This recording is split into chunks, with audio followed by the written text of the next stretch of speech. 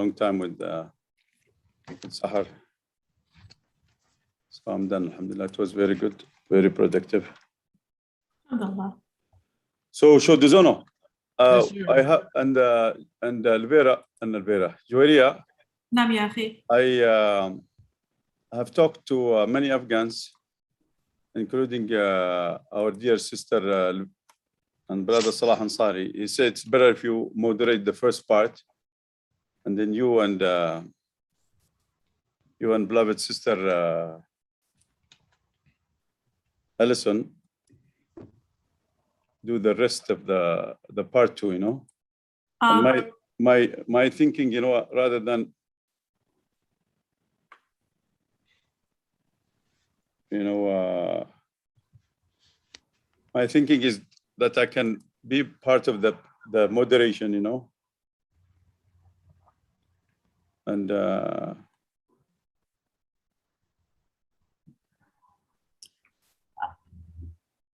quick question. Do you mind, Teacher Jawad, sharing the agenda with me? Because I don't have. Yeah, I can do that again. Should we have also Polo as one of the three moderators for the second part? Allison, Julia, and Polo? I think, you know, I think Polo can be part of the discussion, Jawad, you know. As a panelist? Yeah. Okay, I'm going to share that to Julia. Thank you. So the first part, Brother Worthy, I am not doing anything, just to make. No, I think it would be nice, just my opinion, that Okay. the three of us, me and you and Allison, you know, moderated, and then I can help, you know, in acknowledging the Afghans in the audience, you know, because you and Allison, you don't know the community here, you know. That is correct. Yeah, so having them, you know, be part of the discussion, the Afghan community, give them priority, you know, to ask the question before we go into the written questions, you know. Yeah. Okay. What do you think? Sounds good. Is it fair or not fair? No, it sounds good to me. Thank you, brother. Show you are always biased about me. Not always. What do you think, Yajweri? I know you are capable, and but I think just out of respect, you know, to the Afghan community, you know, this is their show, you know. Yes, exactly. And then you and beloved sister Allison, you can do the question, the written question. Okay. Yes. And then if you have any other questions, you can ask. You know, we have 1 hour with the senator and 1 hour with the Congress woman lady. Bonamici. Bonamici, yeah. And she's district. No, I'll introduce her quickly. Huh? You are introducing the senator. I'm introducing both of them. Yeah. Yes, perfect. And that's Jawad's. You know, just say out of respect for them. You know, to be nice, somebody that knows them. You know. Show. Yes. I'm gonna have you speak first, huh? I won't say anything. I'm gonna thank MET and for the New Portland Foundation. Yes. And maybe just something about the new foundation, what we want to do. Okay. This is a good advertisement for us, you know, as NPF and.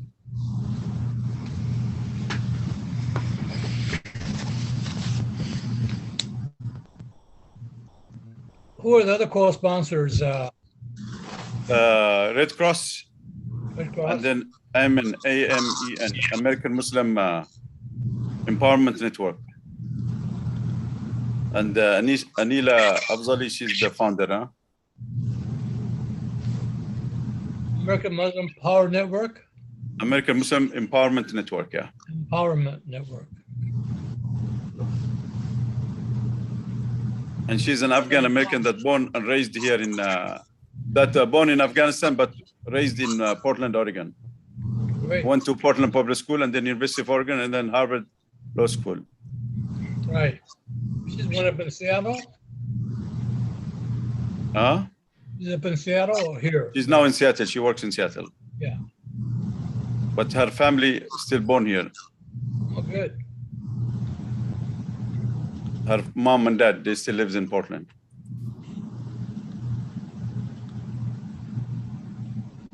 But I can introduce them, Paulo. But sure, you can thank them, huh? You bet. I'll thank you and the MET for hosting this. When you thank MET, you thank yourself, my brother, because you have been part of our beautiful history. Right? Yes, sir. جويريا جويريا نعم يا أخي. نعم يا أخي كيف حالك؟ Brother Worsley, I was just going over the Questions. the questions. You are asking all the questions. No, you are asking all the written questions. I am myself and Allison. Allison, the written A, B, C, D. I'm just helping in the moderator to, before we ask the official questions, we're gonna ask the Afghan community to speak, you know, from the audience, if they have any questions from the lives from the audience, you know. Before the written question. Okay. All right. So it says at 6:52, we are going to ask Anila and Sister Anila and Brother Salah. Is it Salah or Saleh? Salah Ansari. Salah Ansari. Or Salah Jani, no? Salah. What crosses your mind? So we're going to ask this question. You would like me or Allison to ask this question? Yeah, we can divide between the two, you know. I think maybe it would be best you introduce them, and then Allison and Juwaria can ask Anila and Salah those questions.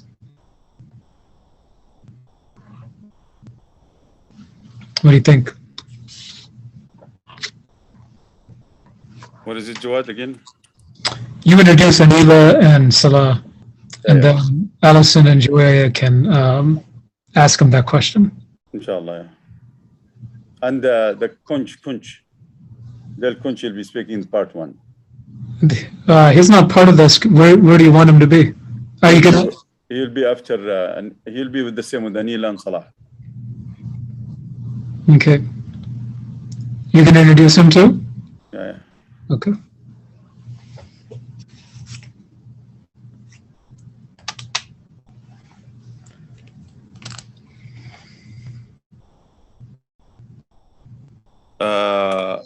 Show. Yes. We are in the Confederated Tribes of Grand Ronde and the Confederated Tribes of the Siletz Indians, Native American. Mush? Their land, you mean? Yeah, to acknowledge the land, just. Right. There's one more. I just sent it to you. It's the one that Gabe was talking about. The Kalapuya. Kalapuya. Yes, that one. I sent you an email. Yeah, I just saw it, yeah. The Kalapuya, mush? Yes. Kalapuya. I think that's how you pronounce it. Jawad, take pictures, please, while we are in the... Yeah. So I can Oh, my goodness. Oh, hi. Oh, I know, right? Okay. What a beautiful sisters. MashaAllah, takbir, praise be to God. And what a beautiful, handsome brother too as well. Look at my Afghan hat, you know. MashaAllah, may Allah bless the one that sent it to me and the one that carried it and the one that saw it. Okay. Yeah, I'm wearing it right, the Afghan hat. it looks very nice, very nice. Thanks, Maria. So my beloved sister Allison and beloved sister Juwaria, and we talked to me and showed, you know, I'm gonna be part of the moderators because there are many Afghans registered in the audience. Okay. So we're gonna give them the live questions first, and we'll make them visible, and then you and Juwaria and Allison, you can do the written questions, and then the flow of the discussion. Tamam. But before we ask the written question, we'll give the Afghan American and the audience to ask, our elected officials. Quick question, just Yeah. what if they ask the question already that it's part of the written question? Then should we just skip over that question? Yeah, you can. Okay, thank you. And you can make up any other questions you feel want to ask. You can ask, And the audience might be writing it in the chat. We can use that as well, right? Yeah. So just so I understand how this is going to flow, Wajdi, I'm assuming you're going to introduce the panelists and do the Yeah. welcome. Okay, great. And then I'm going to introduce you as well too, huh? Okay. So And- can you write me in the chat your title, my dear Alison? I forgot to write it Yes, yesterday. I will put it in the chat here. I better put my title. Julia, do I need your bio? No. Why not?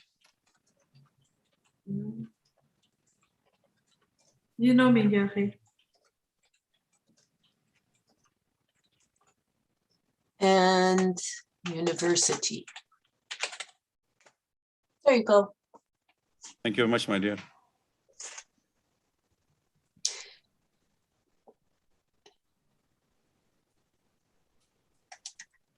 And Juaira, how do we want to do the questions? Do you want to pick certain ones? Do how would you like to do this?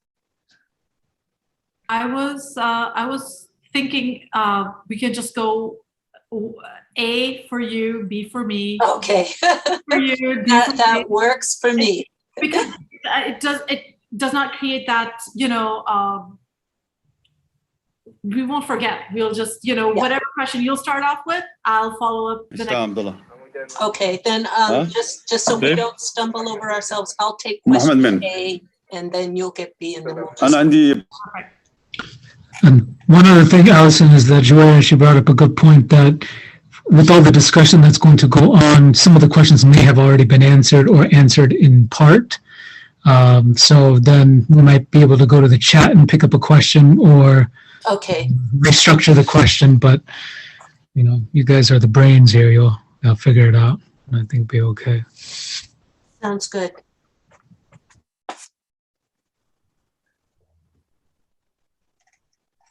And then there's these county commissioner questions. And they don't necessarily have numbers, but I get the impression that because that will be an hour, that we really hope to have the audience be more engaged. Right. And I think also some of those questions lend into some follow-up. And I think Polo is going to be one of the panelists there too, so he can kind of engage the questions there, because those are some pretty loaded questions. And some of them are also general to how services are provided.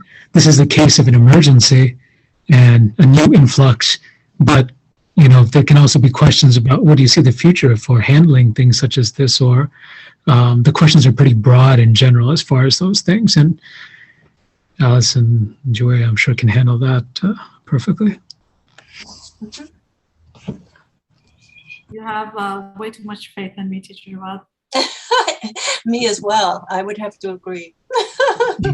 It's only through experience, and so that's all I know. So that's why.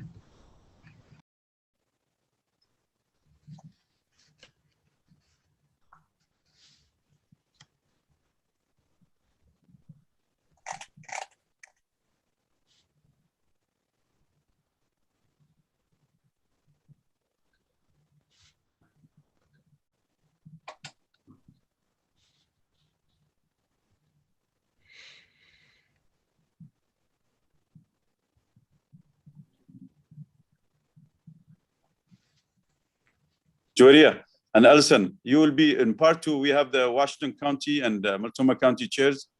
So their commitment to immigrants and refugees and what they have prepared in case we have influx of many refugees coming to date from Afghanistan, Mm-hmm.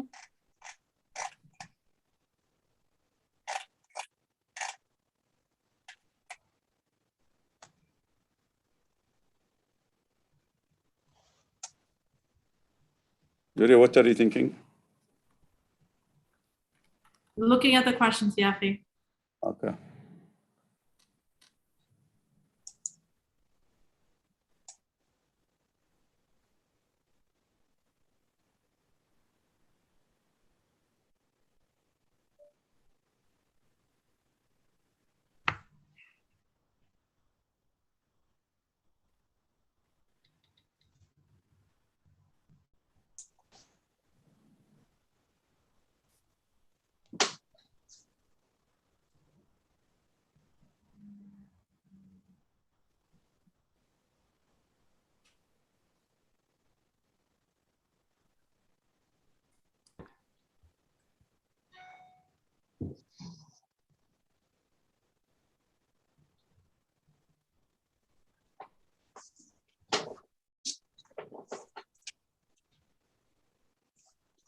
Adil, wash the top of, wash the, in my sink there, huh?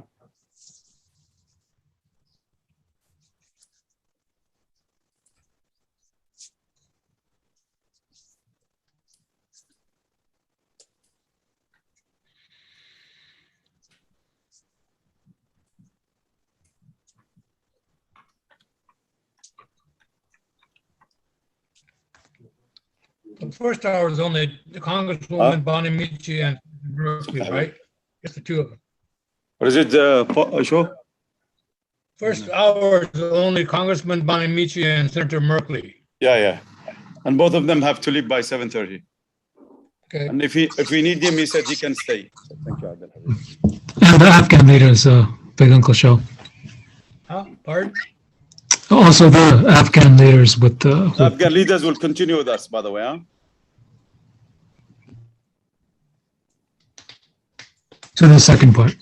Yeah.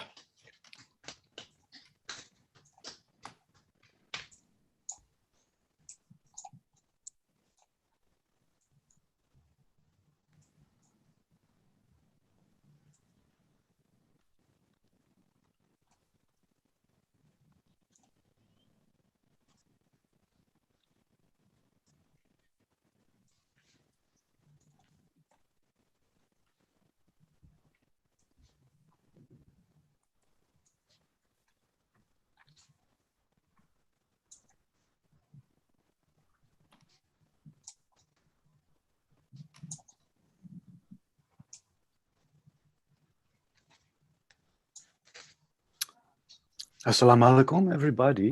Alaykum salam. Salamat datang. Welcome back. Welcome home. Teacher Julia. Thank you. How are you, Apollo? Alhamdulillah. Happy and healthy. Abdullah, how's your mom?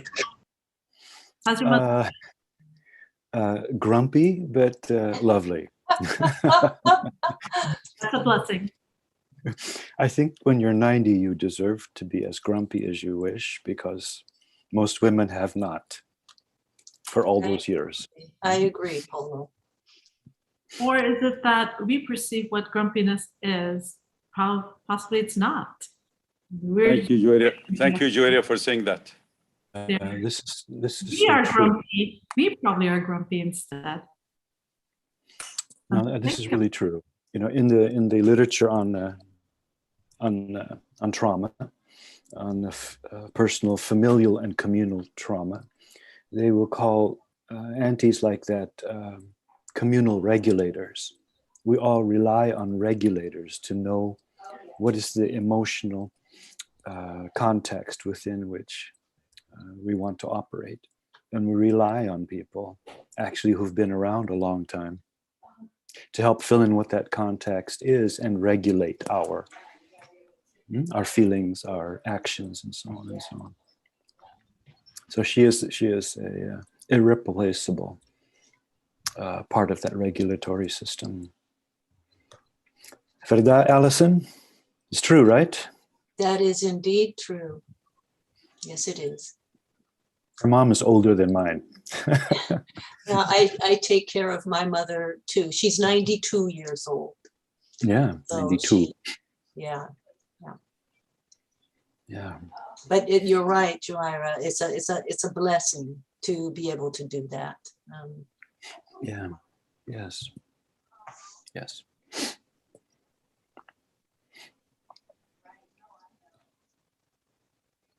Okay, what's the latest? Is the money streaming in for our our new Afghan Oregonians? Because, we cannot go back to that system. That's not working well for people already trying to resettle here. Let's not bring these people into our misery. What do you say? That's right. I say let's share the misery. Mm-hmm. The more the merrier, less the misery then. That's right. The goal is to better share the burdens and benefits of being American or being a Portlander. And I'm pretty sure people I work with daily have more burdens and less benefits. And I'm pretty sure those people at City Hall who I left in anger and exhaustion have a lot more benefits than burdens. Mm-hmm. It's time to better share, like you said. Mm-hmm. Yeah. Uncle Sho, you actually look nicer than I've seen you dressed in a year and a half. Just a sweater. Yeah. Yeah, your wife must have gotten you dressed, right? Yeah, I like the powder snow and the white beard look. I do too. It looks nice, Show. Yeah, you look super duper. And Brother Wajdi, you look nice too. Oh yeah. I thought Very you looked nice. like I thought you looked like a Pashtun Mujahideen. I am a mujahid. Okay. I always strive for goodness. That's what jihad means. Not the distorted meaning of jihad. Right, Juria? So Right, Juria? that term has been misconstrued and misused. Been hijacked, mush. Yeah.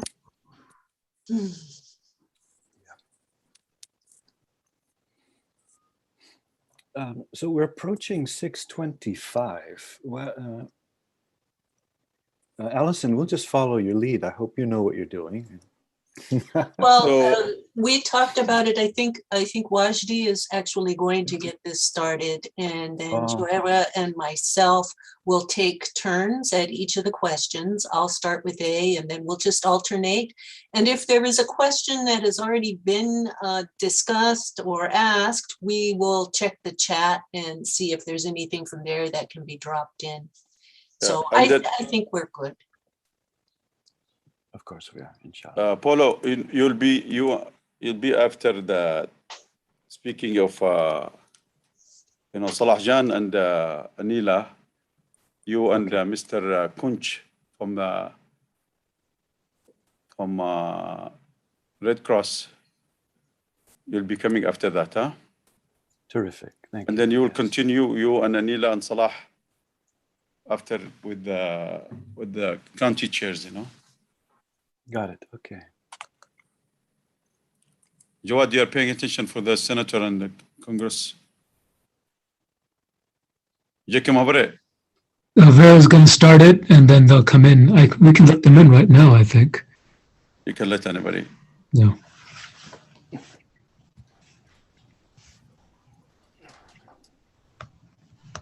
Hello, can you hear me? Yeah, you can hear you. This is my brother, Dale Kunch, is the president and CEO of Red Cross Cascade region.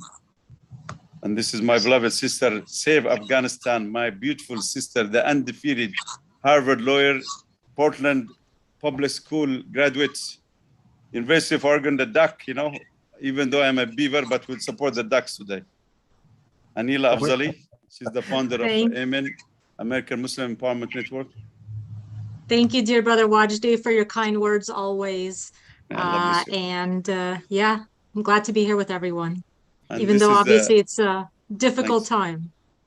Thank you very much. And this is Dr. Alison Davis, White Eyes. She's the Director of Community Relations with Oregon State University. Hello, Anila. Hello, Dale. Nice to meet you both. And this is Dr. Juwaria Said. She's also a great leader, in our Muslim Education Trust. She's the Director of the STEM or STEAM program here at Oregon Islamic Academy and Muslim Education Trust. Nice to see you again, Sister And Anila. this is my beloved sister, great elected official, our district rep, Congresswoman Bonamici. Hello, Wajdi and everyone. Nice to see you this evening. Thanks, Congresswoman. Thanks for coming. Happy to be with you. Thank you very much, my dear. Salamat siang, Sister Anila and Brother Salah. And this is Brother Polo, is the co-founder of the New Portland Foundation, a great civil rights lawyer, and our beloved Sho Dizono, great businessman, retired businessman, is the co-founder also and the president of the New Portland Foundation. And my beloved brother Salah Ansari, the regional director for the Lutheran services here in Portland, Oregon. Salah Jan. Assalamu alaikum. Alaikum salam. And may peace be your evening, Congresswoman Bomanici. And Dale Kuhn, are you sitting in a Red Cross ambulance at the intersection? No, I'm sitting in a Red Cross car, actually. I've been deployed down to California to help with the wildfire, so I'm actually in Reno, outside of our shelter there. That's about the same thing. Yeah. Wow. Wow. Beautiful. Hi, greetings, everybody. This is Jeff joining you now. Hello, Thanks, Senator.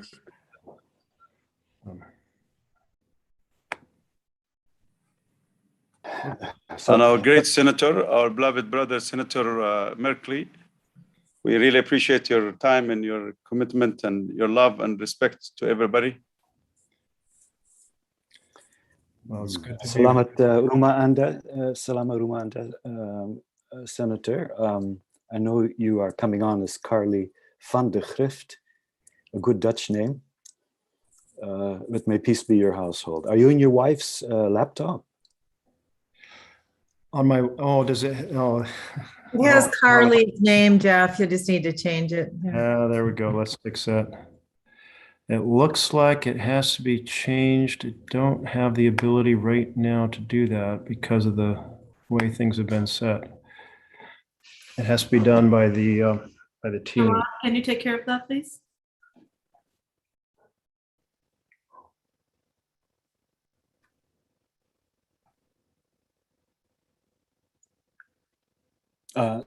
Swami Wajdi, if you could tap Jawad on the shoulder and ask him to change the title, the heading. Oh, there he is. Okay. There we go. Great. Thank you. Thank you so much. Jawad and Elvira, can you, we are very thankful for your assistance. Can you please admit everybody?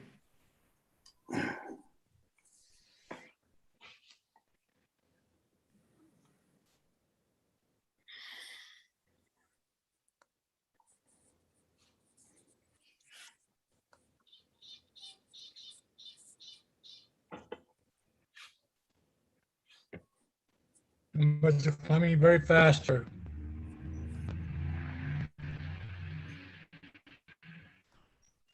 A big audience.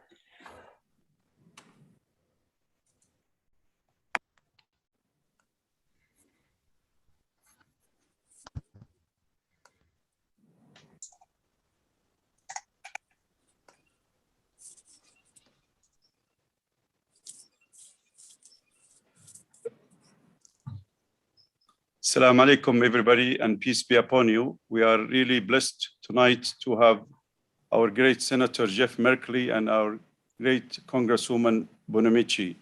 Before we introduce our great Senator and our great Congresswoman, we would like to ask our dear beloved brother, Joe DeZono. Mr. Joe DeZono is the co-founder of the New Portland Foundation, and he's a retired businessman, and he's a member of the Japanese American community here in Portland, Oregon. Brother Joe? Brother Wajdi, thank you very much for allowing New Portland Foundation to be one of the co-hosts along with Muslim Educational Trust and you. And Congresswoman Bonamici and Senator Merkley, thank you for joining us this evening for this very important topic. As the New Portland Foundation, we're committed to serving the new immigrants and refugees in our community, especially now the new arrival from Afghanistan. We expect to receive many, many more in the coming weeks. And this is an opportunity for us to discuss how we as a community can come together to assist the new arrivals in our community. Thank you very much for joining us. And I want to thank other co-sponsors of this event, Red Cross, the Lutheran Family Service, American Muslim Empowerment, and Muslim Educational Trust. So thank you. I'll turn it over back to you, Wajdi. Thank you very much, Senator and Congresswoman. Thank you very much, dear brother Joe DeZono.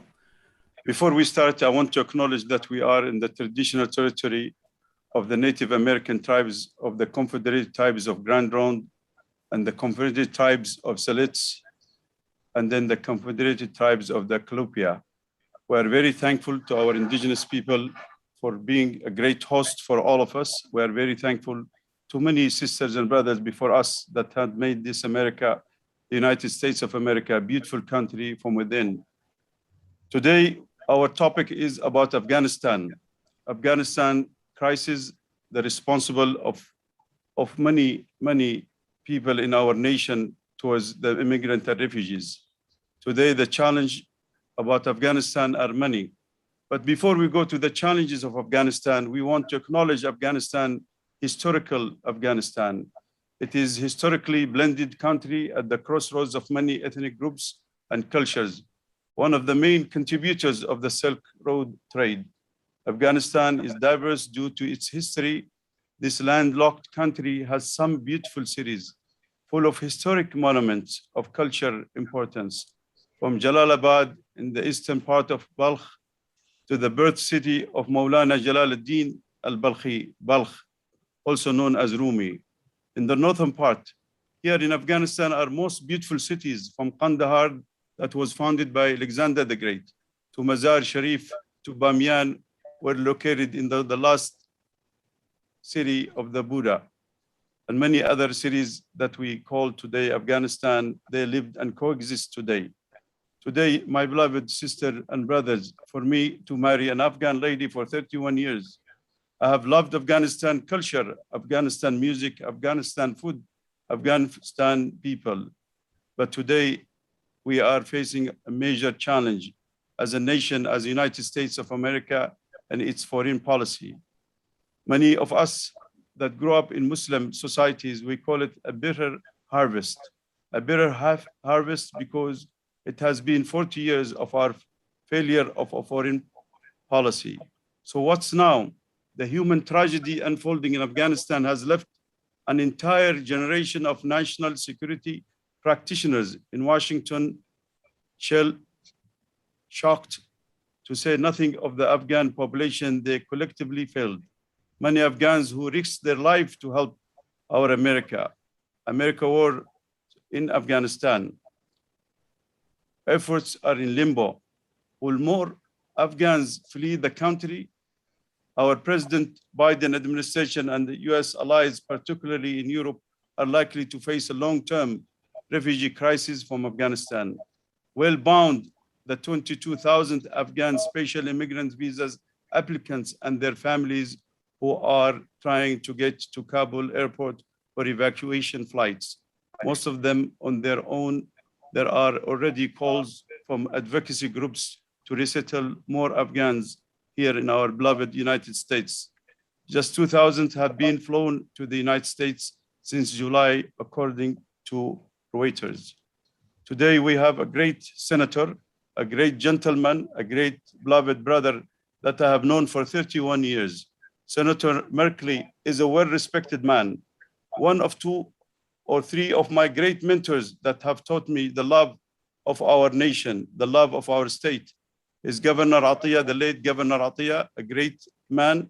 Another gentleman, the late Nuhat Tolan, the founding dean of the College of Urban Planning, and many others.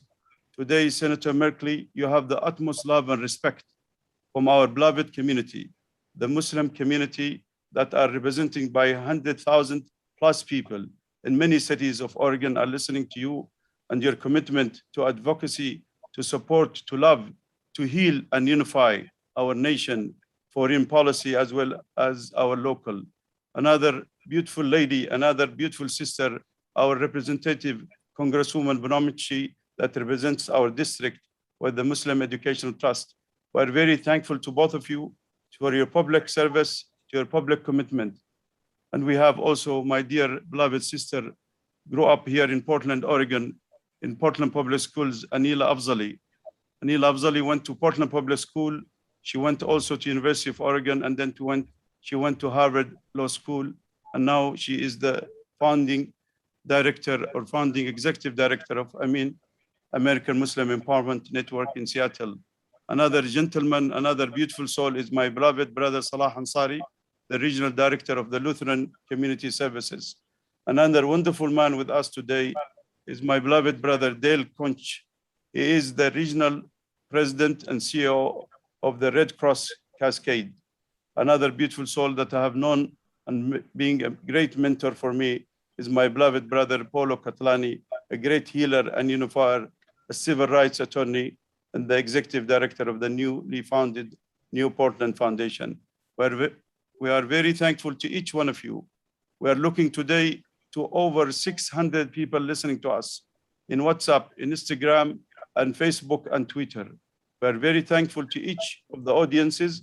Today, the discussion will be first started with our senator, respected Senator Jeff Merkley, and then Congresswoman Bonomichi, and then Anila Afzali as an Afghan American, and Salah Ansari will be responding and raising many questions.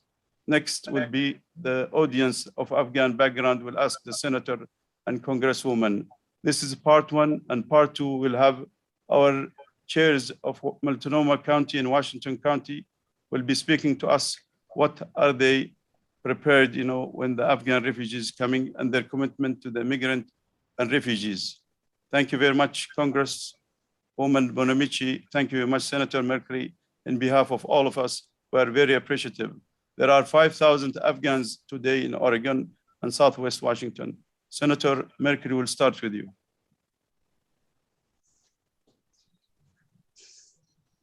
If you unmute yourself, Senator. Thank you. Good evening, everyone, and thank you, Wajdi and the Muslim Educational Trust for hosting, and Shodazono and the New Portland Foundation for co-hosting this dialogue. We're gathering in very, very difficult, agonizing times. Yesterday, the U.S. ended its 20 years of military engagement in Afghanistan. There was certainly a mission with the vision of helping Afghanistan forge a government and build security forces that would create a foundation for a much brighter future for the nation, a foundation strong enough that it would endure even after the withdrawal of U.S. military forces. But we are all here to talk tonight because that strategy did not work. The collapse of the government and the military occurred with stunning speed, leaving just such chaos and difficulty for so many. And I welcome it looks like we have about 165 folks joining the conversation tonight. I know that many of you, maybe all of you, have friends and family that is stranded in Afghanistan. You have friends and family who have served as soldiers or translators or other capacities that have been working in partnership with the efforts the United States made in partnership with the Afghanistan government. And now it's just an agonizing moment. It's been 18 days, 18 days for the evacuation.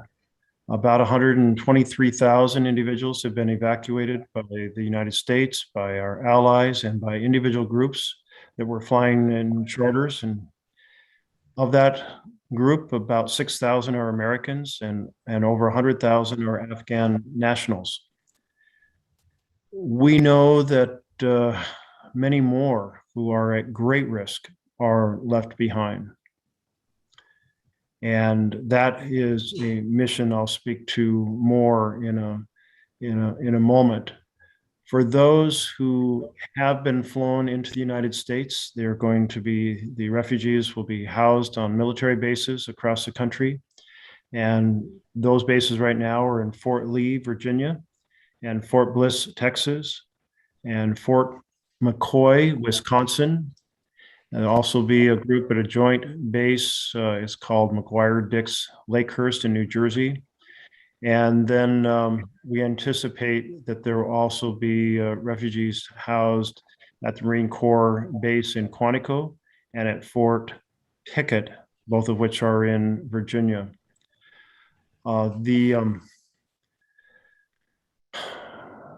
There's many more who are housed in third countries, and there were agreements with about 10 nations to quickly open facilities and take refugees. Many more of those will be coming on to the United States in due course. It's been a very chaotic 18 days. Many Afghans died in those 18 days in that chaos. 13 American service members died in it with the explosion of the bomb just outside the airport a few days ago. And so that sets the stage for the conversation we're having now. My team members have been absolutely immersed over these last 18 days. They've been working around the clock. They've been fielding contacts and calls from across Oregon. Hundreds of individuals with connections to thousands of people stranded in Afghanistan. And they have been working to get as many people out as possible. Often the form that took was first to the State Department, because the State Department had a special hotline, both a phone line and also an email line, but those were overwhelmed. And so we've been working with every contact we could possibly come up with, including reaching people inside the airport and asking them to go out and yell out the names of individuals that we knew were outside the walls, who had documentation that would allow them to come in. Upon occasion, these things worked, but most of the time they did not. The chaos was substantial. The Marines are not trained to distinguish between documents that are legitimate and non-legitimate. They are trained to try to make sure that everyone who was already inside the airport would be safe. And so we had both the checkpoints of the Taliban and the checkpoints with Marines. Anyway, many of the people we were working to get out did not get through those gates. And I'm sure that many of you were working every possible angle that you had as well. There's a lot of folks who were very, very helpful over these last 18 days. And so I want to pause a moment and recognize that. There was a huge network that was just formed with in every possible way. One was Sam Subaidi. He is a refugee advocate, and he just dived in to work tirelessly to assist. So thank you to him. And then many individuals at different groups at Oregon State University, at Every Woman Treaty, the community partners at IRCO, the legal assistance providers at Lutheran Community Services, the Catholic Charities Immigration Legal Services, and the team at STORE.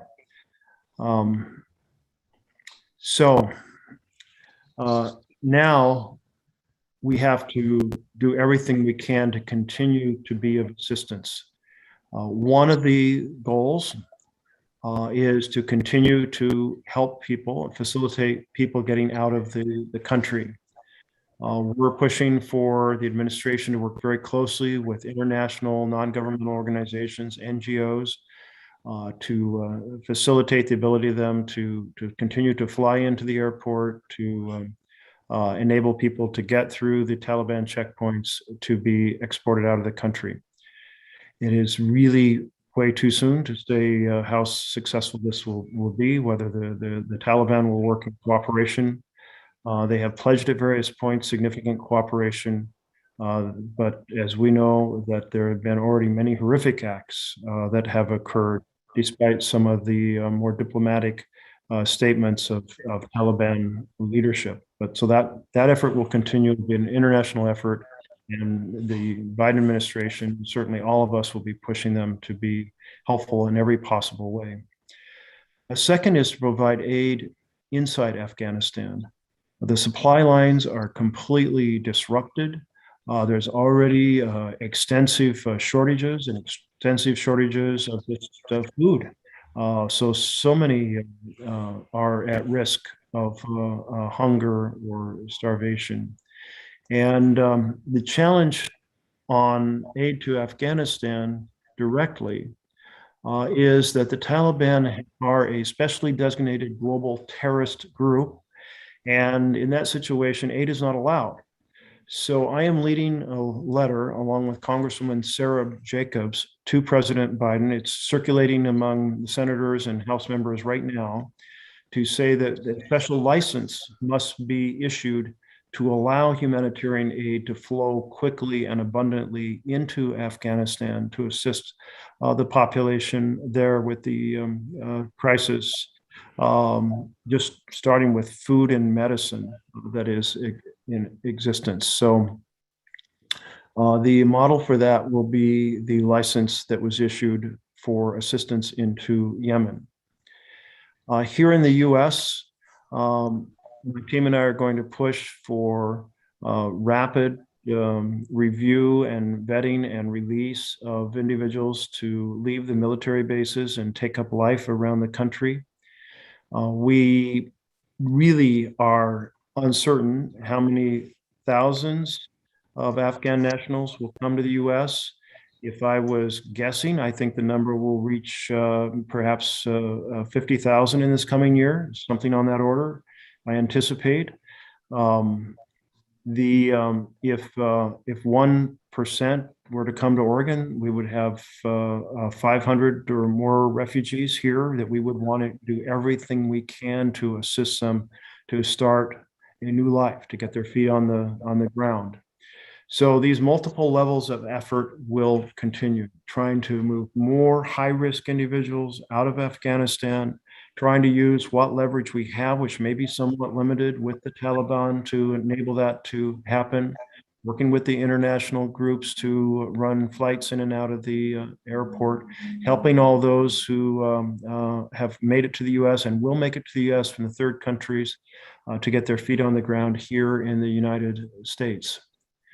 The mission of building a strong foundation for a bright future was a noble mission, but it did not succeed. And now we have the great responsibility, moral responsibility, to help in every way we can, as I've been describing. So thank you for joining the conversation tonight. I look forward to hearing your thoughts, and certainly appreciate the extensive efforts that Suzanne Bonamici, Congresswoman Suzanne Bonamici, and her team have been making. Thank you. Thank you very much, Senator. We really appreciate your comments and your commitment again and again. Next, we have our great Congresswoman Suzanne Bonamici, represents the 1st Congressional District of Oregon, which includes Washington, County, Yamhill County, Clatsop, and Columbia counties, and part of the Multnomah County. Congresswoman. Thank you so much, Wajdi, and thank you to the Muslim Educational Trust and New Portland Foundation and American Muslim Empowerment Network and all of the other sponsors for the invitation for this evening, but also for your leadership during this very critical time. I want to align myself with the comments of my friend and colleague, Senator Merkley, as well. I know that many of you have family, friends, colleagues in Afghanistan, and our hearts go out to you and to them. And I'll have to say that this is a precarious time and some questions we cannot yet answer, but we will do everything we can to get answers as soon as we can. And like you, I was heartbroken by the events of the past weeks. My team and I have been, as with Senator Merkley's, in constant contact with the families and friends of loved ones in Afghanistan. My caseworkers also have been working, I think, round the clock, listening to the stories about what the families are going through, facing peril. We've been working, as has the senator, with the State Department on behalf of some of the special immigrant visa applicants, family members, Afghans at risk, because they worked alongside of us, or to improve the lives of women and other vulnerable people. We have, at this time, there are, I know, many questions about the actual withdrawal and evacuation process. And I know we will be continuing to ask those questions and get answers to those questions. But our focus now is on supporting the refugees who are coming to the United States, and particularly to Oregon, but also working through every available channel to secure safe passage for those who remain, especially women. I've been in touch with a women's rights advocate and her children, LGBTQ people, other marginalized groups, in addition to our commitment to the Afghans who worked with us and those who are at greatest risk. We must continue advocating for the human rights of everyone in Afghanistan, women, children, and all people to be able to live without fear of violence.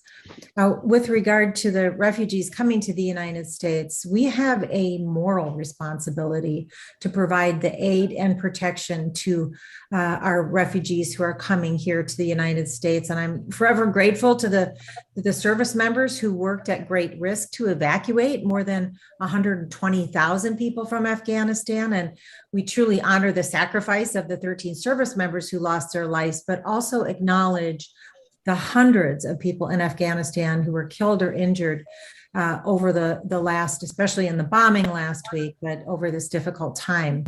So now we must welcome the refugees with open arms and help the families to secure that brighter future that Senator Merkley was talking about. I have called on the Biden administration to raise the refugee cap. I've supported legislation to increase it. I'm also committed to increasing resources to support resettlement services. Refugees deserve the dignity and support they need. I know the community is resilient, but we must make sure that they have the tools and also the opportunity to rebuild their lives. So I wanted to mention the Special Immigrant Visa Program.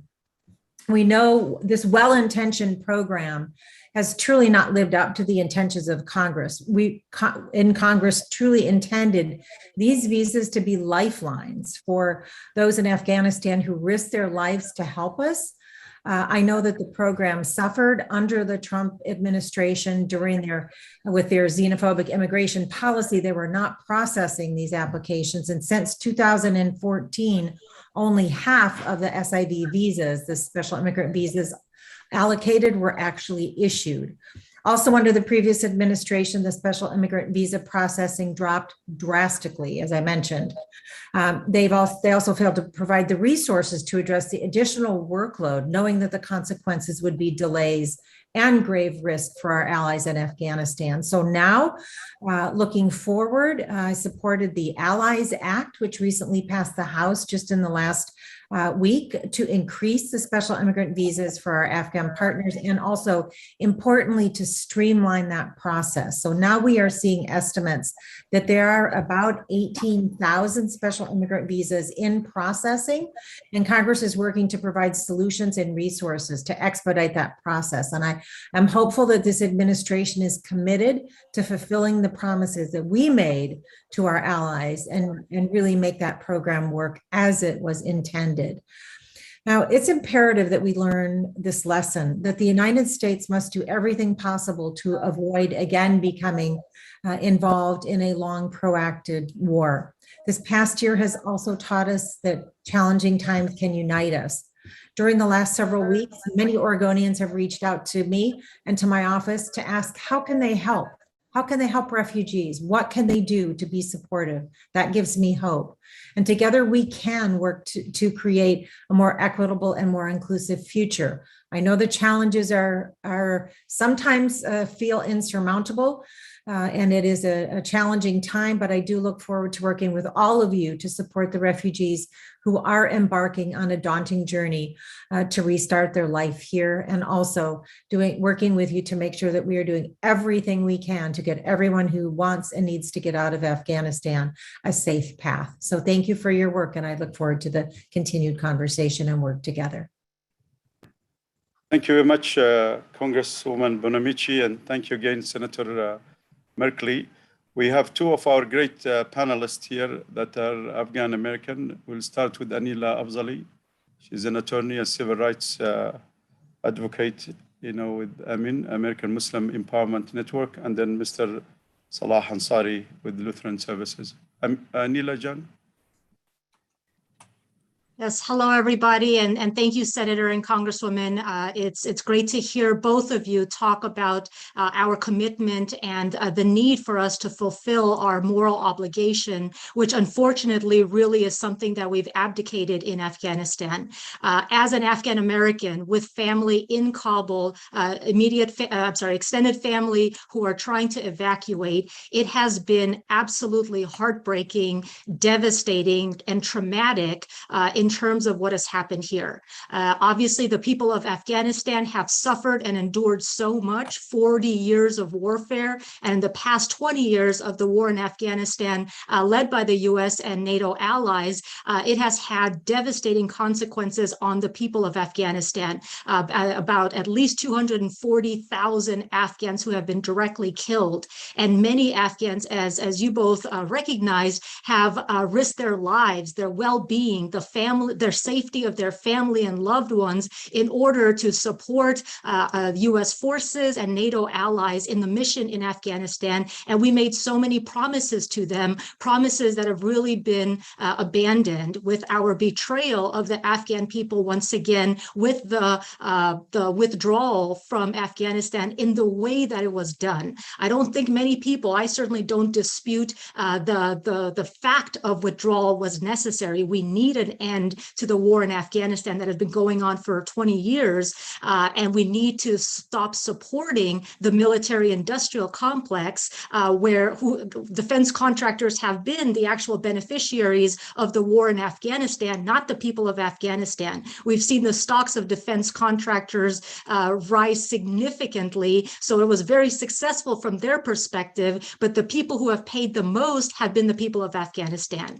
And so I fully agree that we should end the war in Afghanistan. At the same time, the way that the withdrawal was executed was irresponsible. It was unplanned. It was with callous disregard to the lives and well-being of the Afghan people, again, to whom we made promises, who sacrificed so much. And it has just been devastating to be on calls with family members, with cousins, with aunts who are sharing their experience, you're hearing the hope dwindle with the evacuation. And it has just been one mistake after another, built on top of 20 years of mistakes, incompetency, and lies that the American public has been told about what's happening in Afghanistan. And one of the questions that I really hope both of you will help address and push the Biden administration to also answer for is accountability. When are we going to see some accountability for the behavior, for the moral abdication of our responsibility as a country? And I have to say that we don't even know yet the grave consequences that will result from our actions now. The fact that we have left the Taliban in power with more funding, more equipment, more military gear, better positioned than 20 years ago when we first invaded is just heartbreaking and devastating. There's also the concerns, of course, with the brutality of their behavior and the repression, particularly of women's rights, and having female family members in Afghanistan. That is, of course, a source of concern. And I'm hearing so many reports from the ground, insider perspectives on what is happening there on the ground, the chaos, the confusion, the uncertainty about the process, and the complete abandonment now by the US of the Afghan people who, again, risk their lives for us. And people here, the Afghan American community has so many questions, and there's a lack of process. There's a lack of sort of knowledge about where to go or how to help their friends and loved ones in Afghanistan. So there's a lot of questions that we have, and I fully appreciate specifically what you both outline in terms of what you are doing and the specific areas that we need to focus on. Number one being the safe evacuation of all Afghans who are vulnerable, who are at risk of having their lives and well-being compromised, who have again given so much to the US, who we should be welcoming as heroes. They are essentially abandoned, and there is no clear process for evacuation of those allies from Afghanistan. So that has to be a priority, including specifically negotiating with the neighboring countries and the international community to increase any kind of caps or remove caps on Afghan refugees, expedite the processing of all of these various visas, P1, P2, the SIV visas, and more, and making sure that the refugee cap in the United States is increased. Also establishing temporary protected status for Afghans who are here in the United States, easing the requirements for humanitarian parole. There's just so many things that we need to do to help ensure the safe evacuation and reunification of Afghans who need to leave Afghanistan with their family members and loved ones in other places. I also agree fully that, because we unfortunately have abandoned so many, again, I'm hearing reports from the ground on what's happening, because we have abandoned so many of our Afghan allies, the least we can do is welcome with open arms the fortunate few who actually are making it here into our region. And we do need better investment. We need to expand the investment in the resettlement program, which has really been gutted, and help welcome and integrate the incoming Afghan refugees. So those are absolutely critical, but there is so much more we could be doing, and accountability has to be one of the measures that we use moving forward to hold people accountable for what happened. The trillions of dollars of US tax dollars that has lined the pockets of defense contractors, that is abhorrent. We need to make sure that our foreign policy decisions in the future actually reflect lessons learned from this experience, which unfortunately in the past they haven't. If we look at other places throughout history as well, and even in our current reality, the wars that we have engaged in have really been detrimental to so many different people. And it's incumbent upon us to learn the heavy lessons that come with this specific act, and make sure that we are no longer engaging or allowing this kind of behavior to continue, because it is devastating both to the people of Afghanistan, the local Afghan American community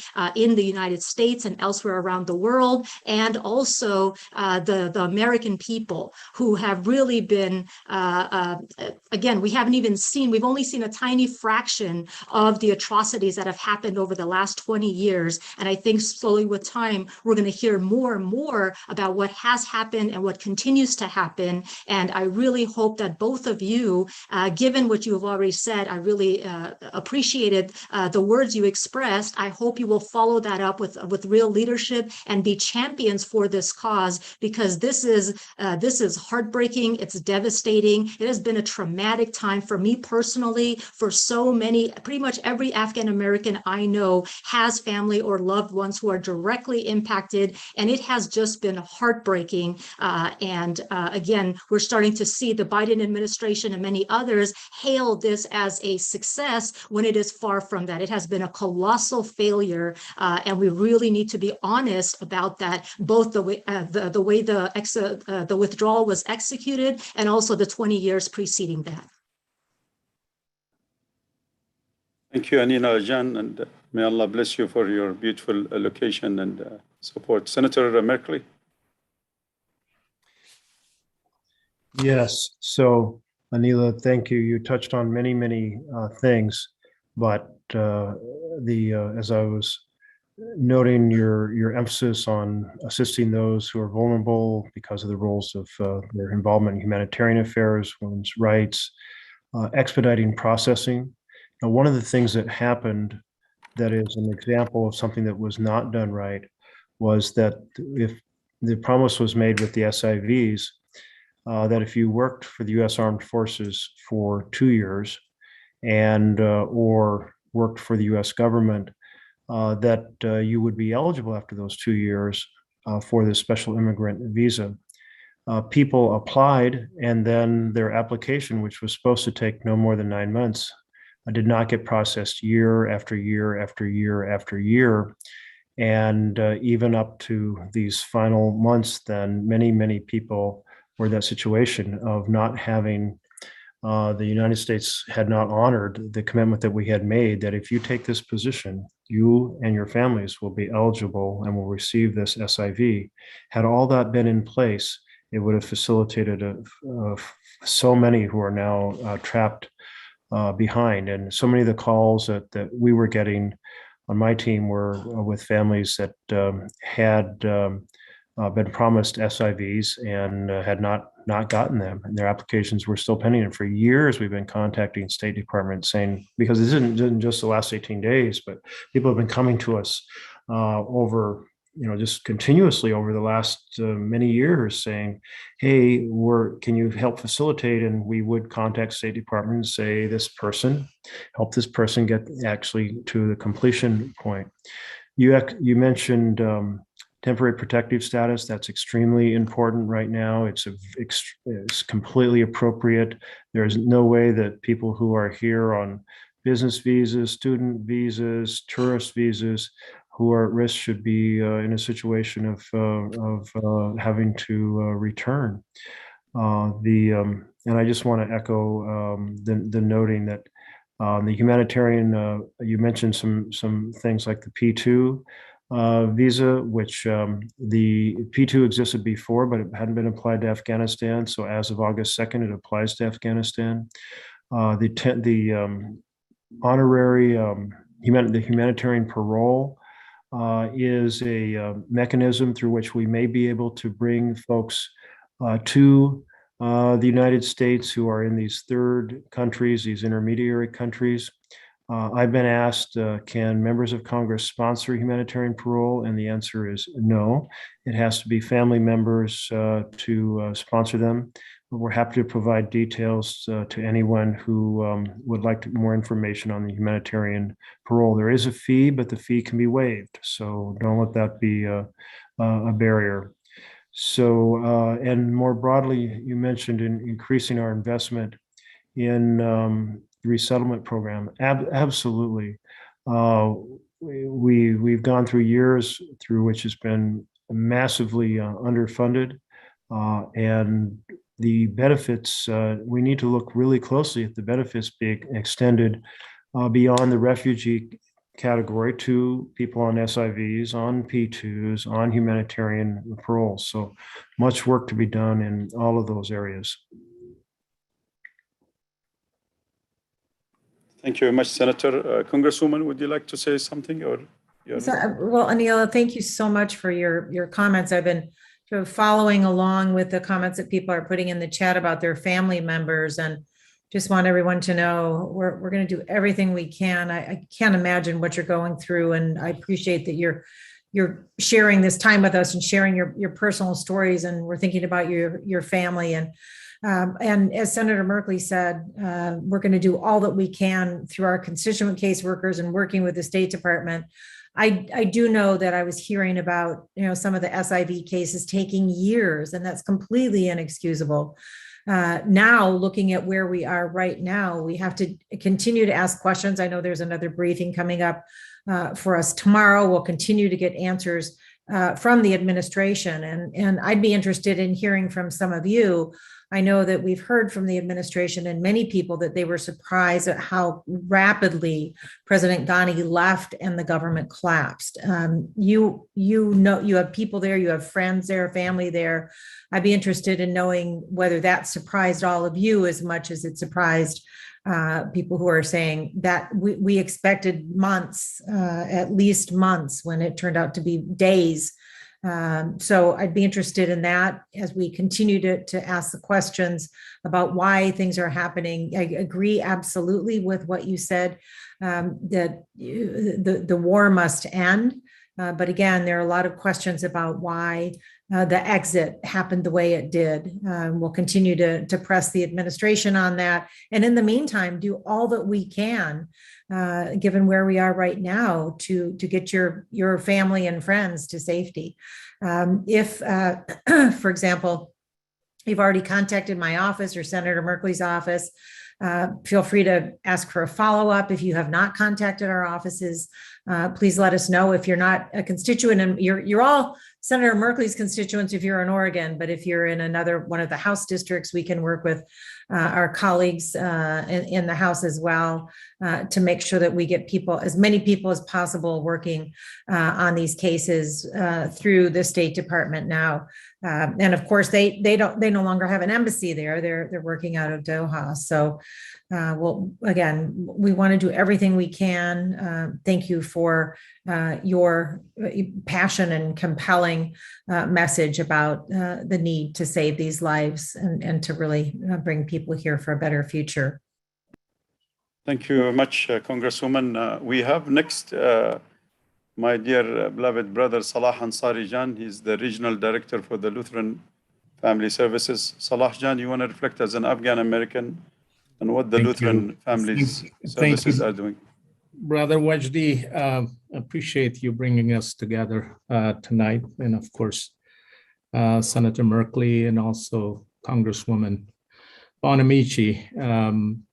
I can't say enough how grateful we are your accessibility in the past 2-3 weeks, and your staff, because we get many inquiries from my own relatives, but also Afghan community and others that are completely at a loss at this point.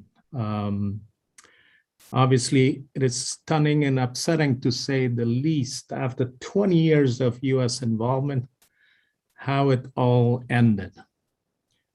This tragedy of enormous proportion for the Afghan people could have been easily avoided with some advanced planning and thoughtfulness. Were we that afraid of the Taliban, especially when we have been negotiating with them for the past several years? Of course, those negotiations have happened in isolation without the Afghan government involvement. We wonder what happened.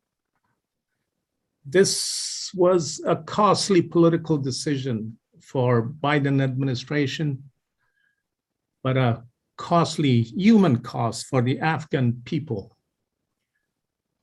That this will reverberate for years to come.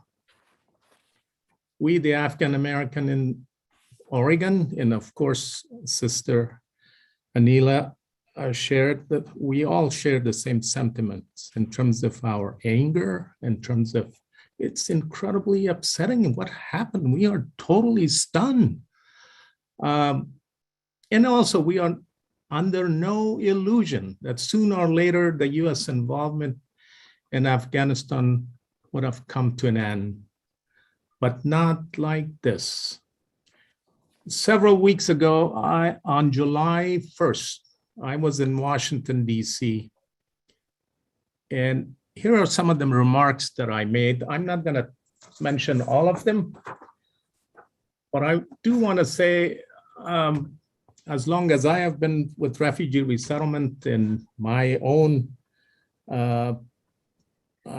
plight, uprooted in 1978 from Afghanistan, I am reminded of the documentary Last Days in Vietnam, who goes and who gets left behind. As the US contemplated withdrawal, the official evacuation of the South Vietnamese was delayed by political gridlock. Many American personnel on the ground were faced with the heart-wrenching task of deciding who was evacuated and who was abandoned. This is a tragic reminder of the human costs associated with these challenging circumstances and what may be life or death. And that's what we are facing right now as the events unfolded, horrific pictures. If I may touch down on some of the, touch briefly on US foreign policy. I do want to point out some of the positive aspects of US involvement for the past 20 years. There are pluses and minuses, which my brothers and sisters Afghans may agree or disagree. In the past 20 years, the terror group, including Taliban, were rooted out, but not entirely. The scorecard on reconstruction was on the right trajectory. Many schools were reopened once again. Women were returned to school and work in all sectors of the society, but they still had a long way to go for full realization of their rights. Music and poetry flourished. Free press was the envy of the neighboring countries. Freedom of movement and travel was allowed. What didn't work? We continued to put our faith in support on corrupted governments. Billions of dollars was pumped into the country that could have rebuilt the entire country several times over.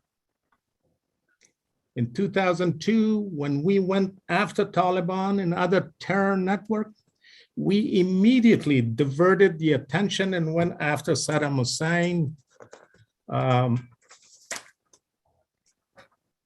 and did not complete the task in Afghanistan. As a result, we destabilized the entire Middle East. Did we really locate the weapon of mass destruction? What is this love-hate relationship with Taliban?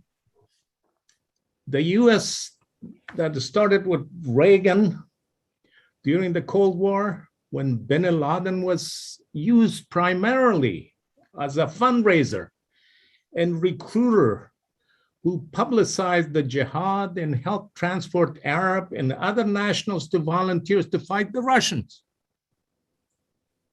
If you read some of these reports and documents, which are quite fascinating and at the same time mind-boggling. From President Clinton administration and on, we have courted the Taliban one way or another.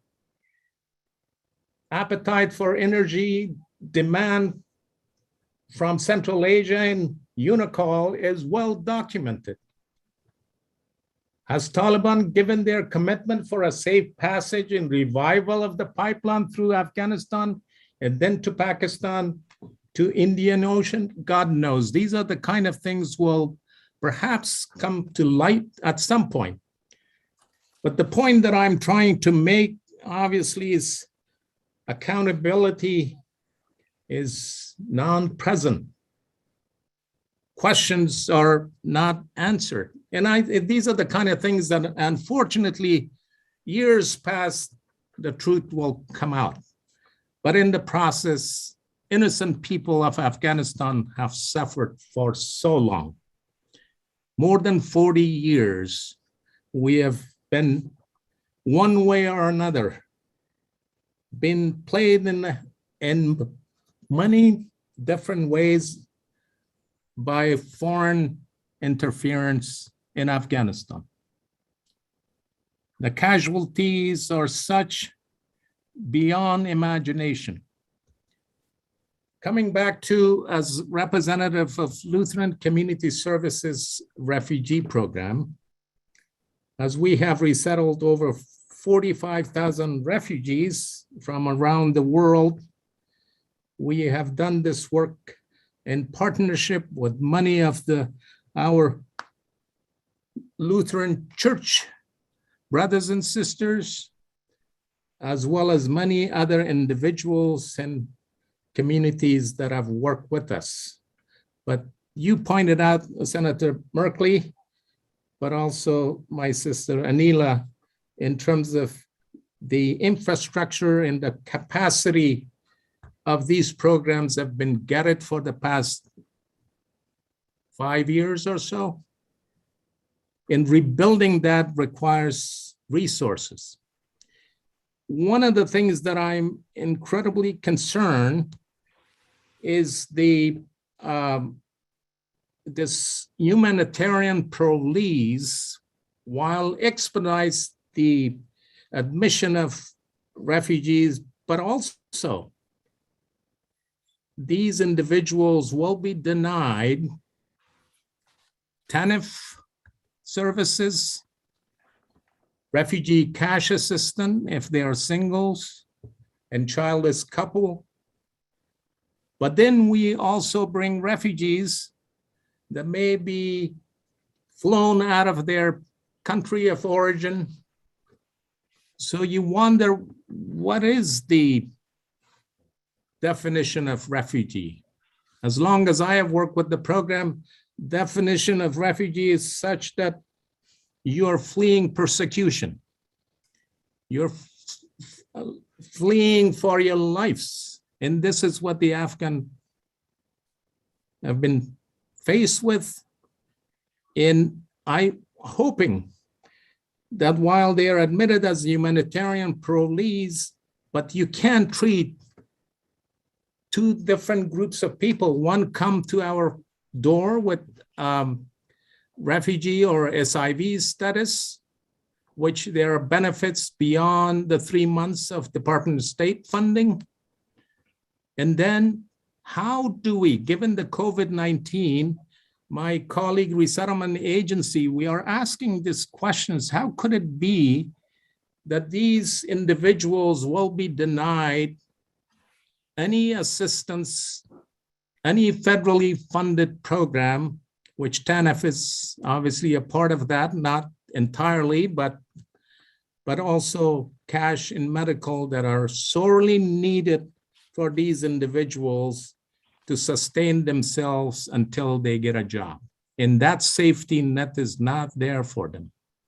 And I'm hoping that we reconsider and advocate. And I ask and I mentioned this the other day, all my Afghan brothers and sisters, Afghan Americans who are citizens, to exercise their rights and ask these questions. Ask these questions tenaciously and want to make sure that refugees are treated equally when they come to our shore. But in terms of us as a program, Lutheran Community Services is affiliated with the National Lutheran Immigration and Refugee Service. And they have about 35 sites, and the same with Catholic Charities. They have affiliated offices across the country and Ecumenical Ministries of Oregon. we all have the network beyond the state of Oregon. So when refugees are coming, they will be allocated to these sites, which we don't see that the huge number will arrive in the next few weeks. Because Thank you. they have to go through a vetting process and all of that. But when they do arrive, we want to make sure we are equipped with resources. And that's what we are trying to do in terms of spreading the word. And I so appreciative of Brother Wajdi in bringing us together.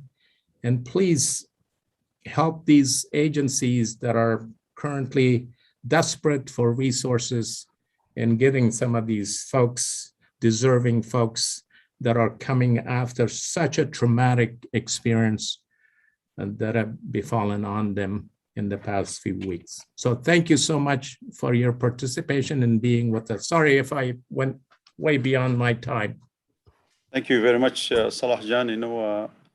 And Senator Merkley, I know we are reaching 7:30, and Congresswoman, if you don't mind to give us 5 minutes, 10 minutes, we would really appreciate it. We have 2 more questions from the Afghan audience, and then we'll go to the second part. Senator Merkley? So I just want to emphasize the point that resources are going to be in high demand to assist our resettlement agencies. I'm really pleased the Oregon state government has allocated some significant funds under a program to help. So our resettlement agencies are in better shape than in many states. And I think it's a tribute to the receptive nature of the citizens and the forethought of the state legislature. But the federal funds are going to have to be greatly amplified. And the point is very accurate that under these different visas, you're eligible for different things. And so under official refugee status, you're eligible for this set. But for example, humanitarian parole may get you out of a very dangerous position to the safety, the sanctuary of the United States. But until the vetting is completed and you're qualified to be a refugee, you aren't eligible for refugee benefits. And I think we're going to have to look at helping everyone who is coming through this really difficult, enormously challenging situation when they arrive on our shores. And so we have to address those points that Salah was making.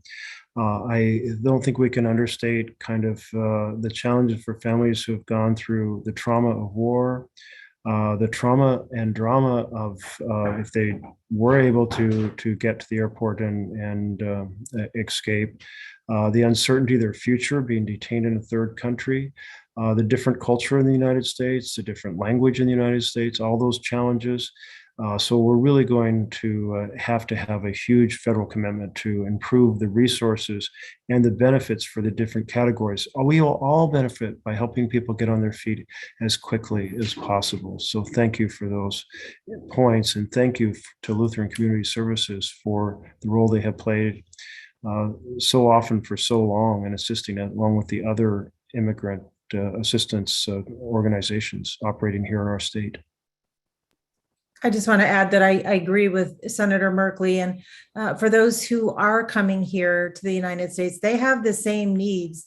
They have the same need for food and shelter and healthcare, regardless of what type of visa or what type of program they come under. So I'll be working with the senator and with my colleagues to do all we can.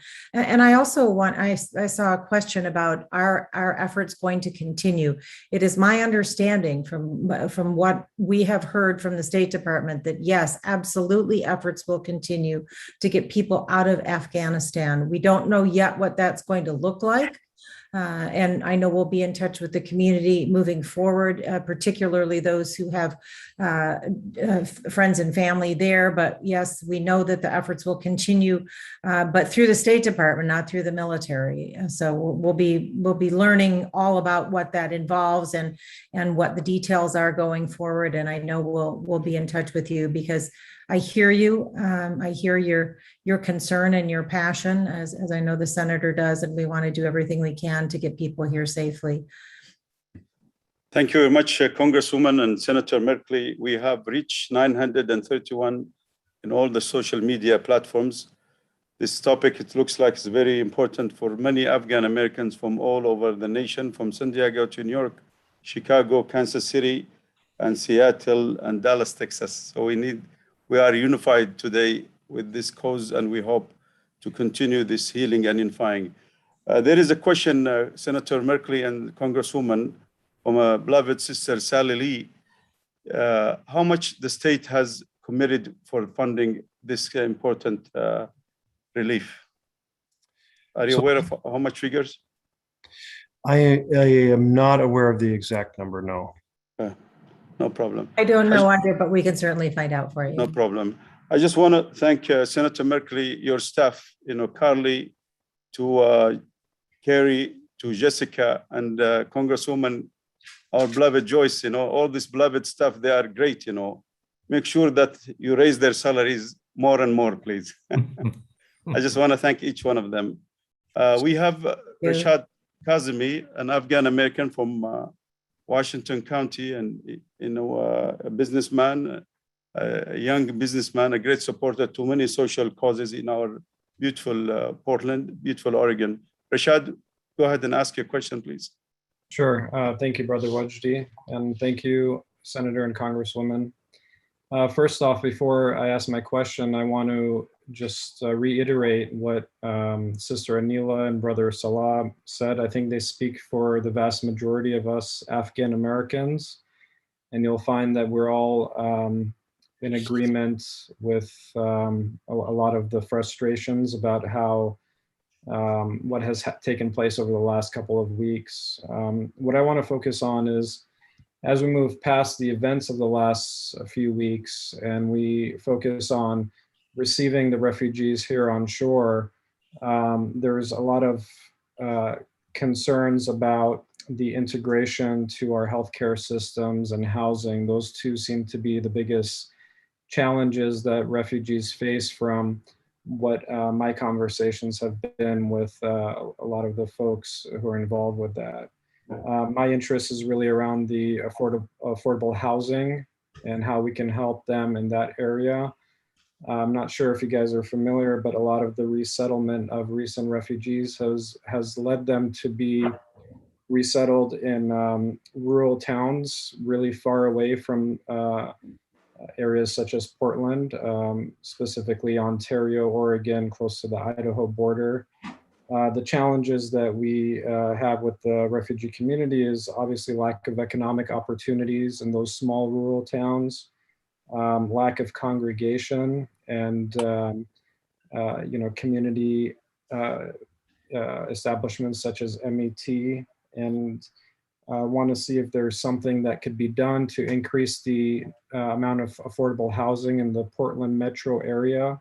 In areas like this, we have a lot of Afghan Americans who are willing to help these refugees in more ways than one, and a lot of resources that are available to them from community centers such as MET.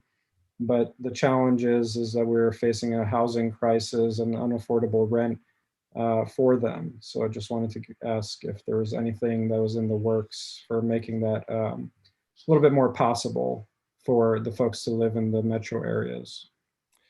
Rashad, it's a really excellent point because to be successful, you need to be able to have a supportive community, and the many rural towns are not going to have anybody else from Afghanistan or any cultural organizations or religious settings that are appropriate. This has happened, and you flagged housing, and it's a big factor because of the enormous housing shortage and the costs in the metro area. The reconciliation bill that we are working on right now has massive resources for affordable housing. And I'm so glad you raised this point, because it's certainly one that I hadn't passed my mind, whether we can carve off some subset of those funds specifically to help with the housing challenge for are arriving refugees, including the SIV visas, the P2 visas, the humanitarian parole, and so forth. So, because I do think proximity to a community that is a huge factor for success. So thank you for raising it. I'm going to look into it. No, and it's an issue that hadn't been flagged in that fashion. So that's a really important point. We are targeting Senator Merkley, the Rohingya community. This is our first project for the affordable housing. So we have 150 Rohingya members of our beloved community here at the Muslim Education Trust and the other Islamic centers. So number one priority for us is to touch, the most devastating community at this time is the Rohingya community.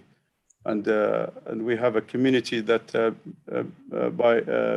made of beloved sisters and brothers in structure, in architecture and construction, that are interested in this affordable housing. And the late Nuhat Tolan was, aware of this, and then late Commissioner Fish was interested, to partner with the Parks and Rec within City of Portland and many other abandoned buildings in our city. But we need the federal government, the HUD and the Housing Bureau to support such an important. So we are writing this proposal to our dear Congresswoman Bonomici, our district, and to you and Senator Wyden to be a great supportive and advocate in our behalf. And Rashad and Jawad Khan and many other sisters and brothers are leading this effort. Thank you. Question from Rahila Fazila. If you have any still question, you can ask if they already answered your questions. For the lack of time. Yeah. I do, actually, yeah. Thank you so much, Uncle Wijdi, for allowing us to be part of this important issue, to be around our leaders. Thank you so much to Senator Merkley and Congresswoman Bonomici and our sister Anila Afzali and Salah Ansari from the community of Afghan. I have some very general questions, and I'm hoping that I could get an answer. My name is Fazila and Rahil. I'm a faculty at Portland State University. I came here with a similar situation after the Taliban 20 years ago as a refugee, and we came to Portland, fortunate. And one of my question is that I have, and luckily I'm connecting with Congresswoman who I sent my family list to Joyce that they are in Afghanistan, and so as I contact the senator as well, that when now that we are withdrawn completely from Afghanistan, and we want to know that when we say or speaking about safe passage or safe zone for these Afghan who help our troops, what do you mean when you say a safe passage? Because when they go to another country, what is next for them? Are they supposed to go to the US Embassy to another country like Pakistan, Uzbekistan, or Tajikistan, or there's a way that we have our negotiator inside Afghanistan with the Taliban that they're helping these people who left behind? That's one question. Another question is that while I received the information from Catholic Charity, Lutheran Family, and ERCO, and I was attending variety of meetings, when you guys are speaking that they need translators to following languages, I'm kind of confused because we have different languages in Afghanistan, but Urdu and Arabic is not the language that we speak, and I'm kind of confused. That's the kind of question that I know that our Pakistani brothers, Hindu brothers, or Arabic brothers who left behind in Afghanistan, that they had project in Afghanistan and they came with Afghan, they need to be differentiate these people from the Afghan refugees, because Afghan refugees are there's settlement for them that they're supposed to be here because they help us. But when you're speaking all of them in one melting pot, they need to know that they are not from Afghanistan. They're from Saudi, from Qatar, from Dubai, UAE, because they can go back in Afghanistan. Taliban doesn't have any issue. As a refugee who I experienced extremely difficult when I came here and there was no social media 20 years ago, I just noticed that the culture shock and trauma. And one of the things that as an educator at Portland State and being trained as child abuse and child neglect abuse training. When you see parents hitting a child, you need to inform your community member this child is being abused. So there's some point that when we kind of trying to help these refugees, we need to make sure that sometimes it's part of the culture to show them a manner or some kind of a discipline. But for some people who came from that kind of situation, their kids are behaving differently and the parents are acting differently to make sure that, hey, stay quiet, don't say anything. So for us, we need to get someone from our community to tell these Afghan families these things are not okay, and also it's because of this law. And to me, when they come without no refugee status, that is really difficult, because when you come as a refugee status, there is an accountability. When somebody does something, you can reach to them by law. But when they don't have that kind of status, it's really hard to communicate with them, because you can't even count them if they are really resident or they're a citizen, or they're still holding to find a passage or a way to get citizenship. Of course, our sister Anhela and Salah Ansari both has mentioned some of these questions and cover most of our question. But when we speak of helping Afghan community, I think our allies and our international community was involved with our community, with our country, and that's really important to get kind of validation that when you say in the United States help them, it wasn't only United States. We have other countries that they help us in Afghanistan, and the Afghan community were involved with Germany and Australia and of course France and other country was involved. So when they come to different countries, they have that responsibility to give them a shelter and give them a citizenship or some kind of a residency or something that they can feel safe home, because already they are in some kind of a trauma of leaving their 20 years of life even before the Taliban. And when they cannot find a home, that's really unhumane act to think about it. So I guess I spoke more than I was supposed to. Okay, but thank you very much, Anila. Fazila. I hope I it, covered most of the thing that I wanted to say, because they deserve a status. One thing, and I hope we can reach to that. And child abuse is very important, because it may seem child abuse, but it's a culture thing. And I hope our communities get informed. These refugees, I'm in contact with so many people, but I hope we can reach to that part too. Thank you very much, Fazila Jan. May Allah bless you, inshallah. Speak today. Thanks, Fazila. Thank you. We have a gentleman that have been waiting patiently, Senator and Congresswoman, and this is, we promise you to be the final one, is our dear brother Dale Kunch from Red Cross. He will speak about what the Red Cross is doing in behalf of migrant and refugees and relocating. Dale Kunch, please. Thank you very much for your patience. No problem, Wajdi. Very happy to be here. Thank you for being here and hosting this very important conversation. I did want to, and I apologize for coming to you from a car, but I've been sent down to California to help with the wildfires, with evacuations that are happening there. So I'm down in California. But I did want to share a little bit about what the Red Cross is doing and potentially some resources that you and your family members and community may be able to take advantage of if you have concerns. So we were asked a couple weeks ago at the beginning of this by the Department of Defense and by the White House to support the evacuation efforts, to support the repatriation efforts. So we stood up operations around the world at military bases all over Europe and around the world as folks were landing from transportation out of Kabul, and they were landing and seeing a member of the global Red Cross, Red Crescent movement. And they were seeing American Red Crossers and German Red Crossers and Qatari Red Crescent volunteers support them as they landed to make sure that they had some basic human things.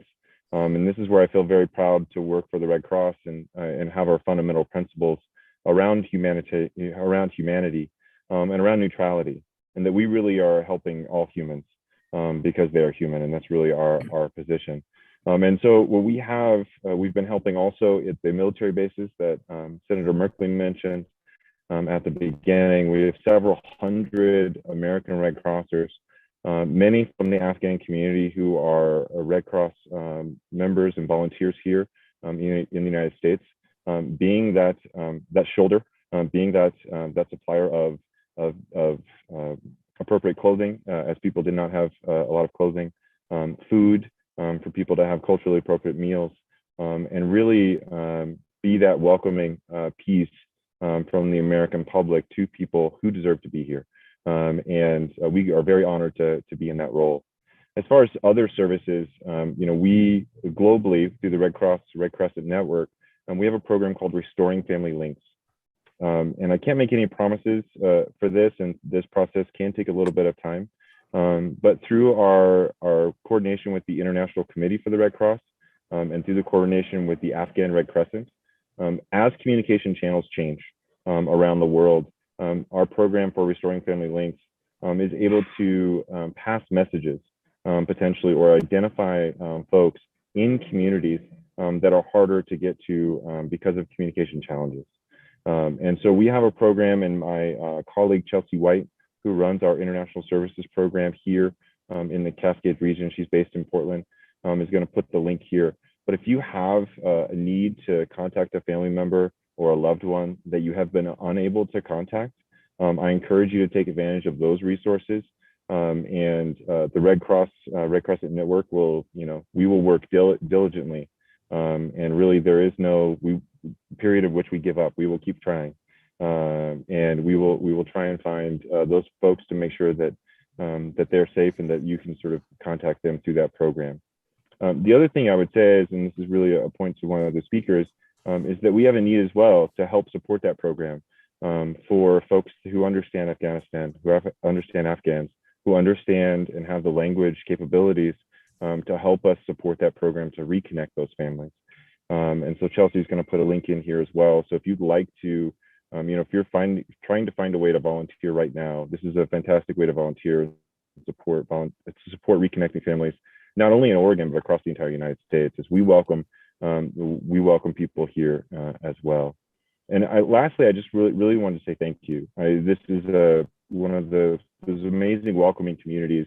Wajdi, for my first conversation, has felt like a true brother to me, and I really appreciate it. And again, I think this community, and if you ever need anything out of us as the Red Cross, please do not hesitate to reach out. We will absolutely do our best to help you in any way that we can.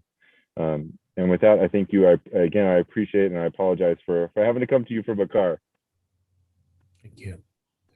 Thank you very much, Dale. And Senator Merkley and Congresswoman, would you like to speak, or we can have more Afghans asking questions? Manaz Rizai, you want to say something, dear Manaz? Manaz is a member of our community in the east of Portland. Hello. First and foremost, I'd like to thank everyone that are speaking today. I think this is a very important event, and having everyone come together has been important. I have a question regarding the P1, P2, or refugee status for those that are still in Afghanistan. As you may know, that in order to seek refuge to come to the US, you'd have to travel to a third country. Is there potentially a policy change that may rule that out, so they would not necessarily have to go to a third country in order to apply for refugee status P1, P2? So I think I want to refer you to Whitney Navarro on my team. Just call my office tomorrow, because there's so many technicalities about how the visas work now, and the ways that we hope to see them modified, that I think I might just add more confusion.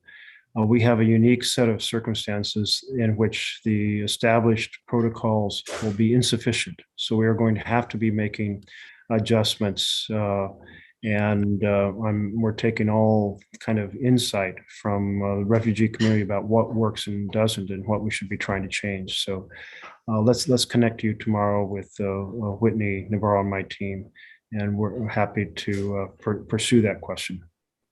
And I just want to add, I agree with Senator Merkley that I haven't heard of anything at this point, but we are in a unique situation, and I'm sure we will be revisiting all the different categories and what we can do to expedite things.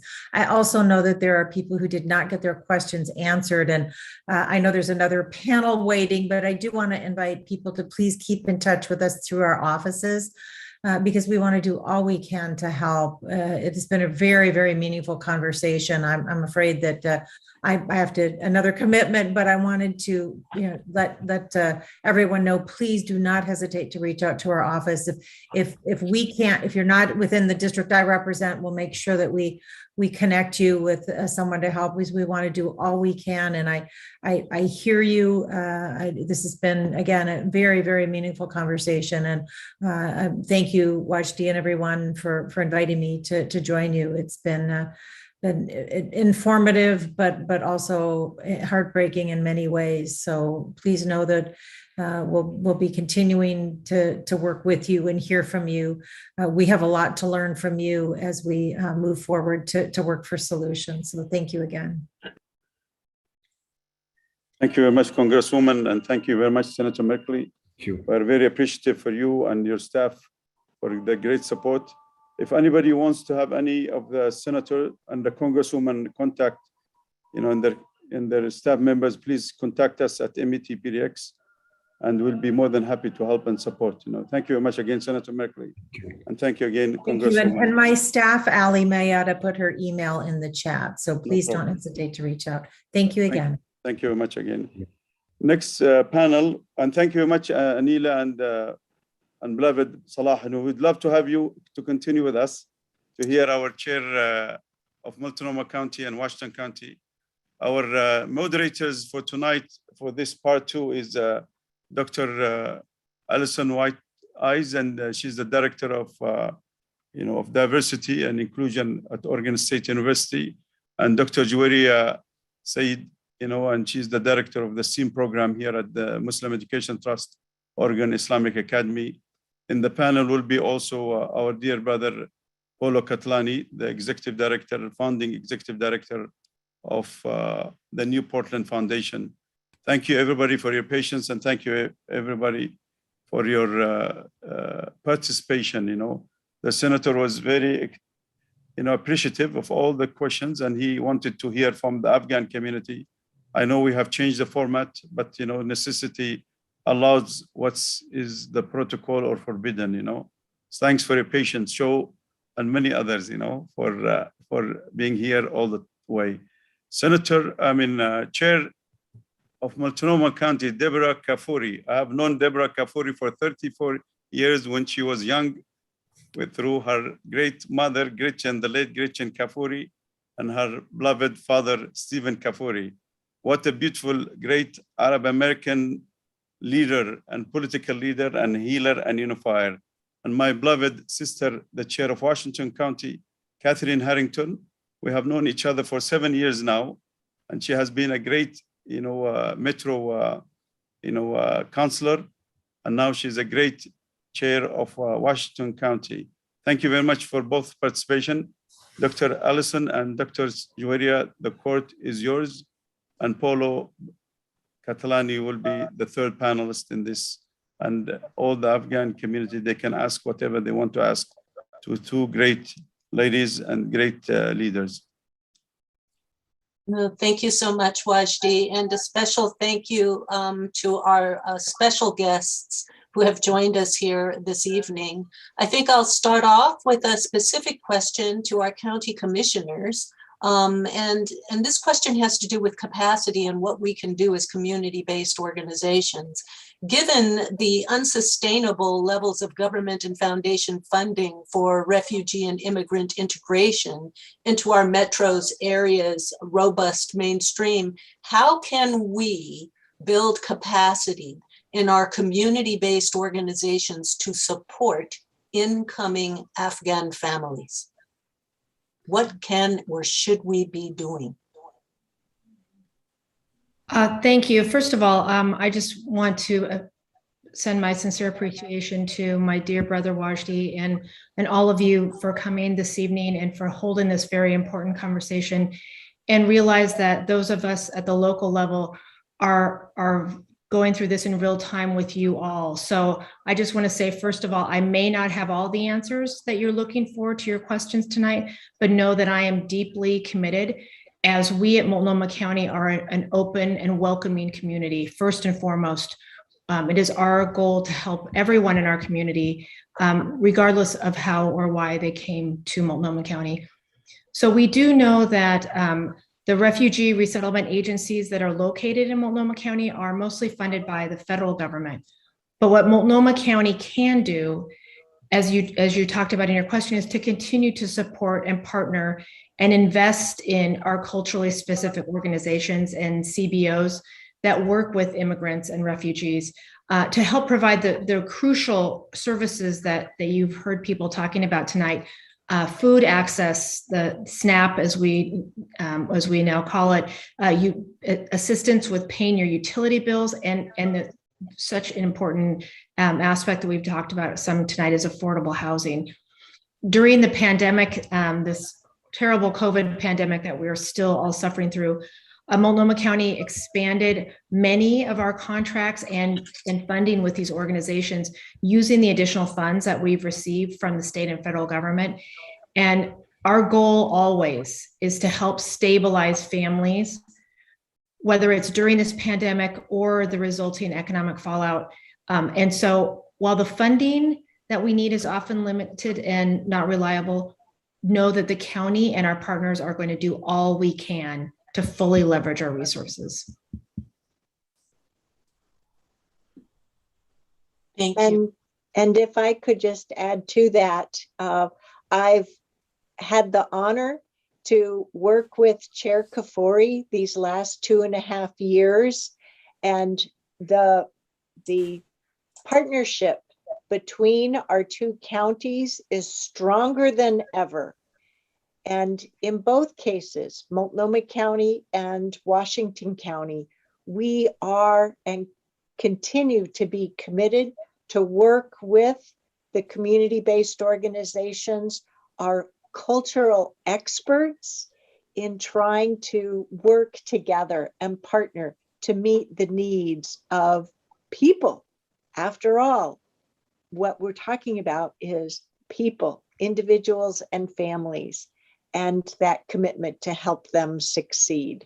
So while we may not know yet, because it's all in real time, just as Senator Merkley and Congresswoman Bonamici spoke about tonight in trying to put funding together to support needed programs, they know that they can rely upon us to work with you to put those dollars into action to meet the needs.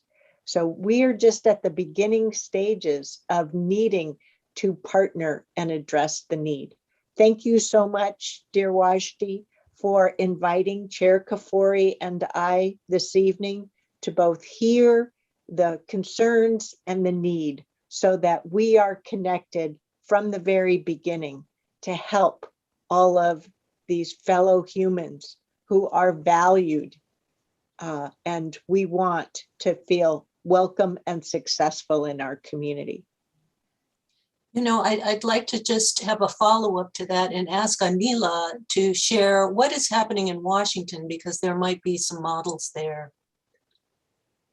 Absolutely. Thank you for the question, and thank you to both of the chairs who are joining us for this panel session.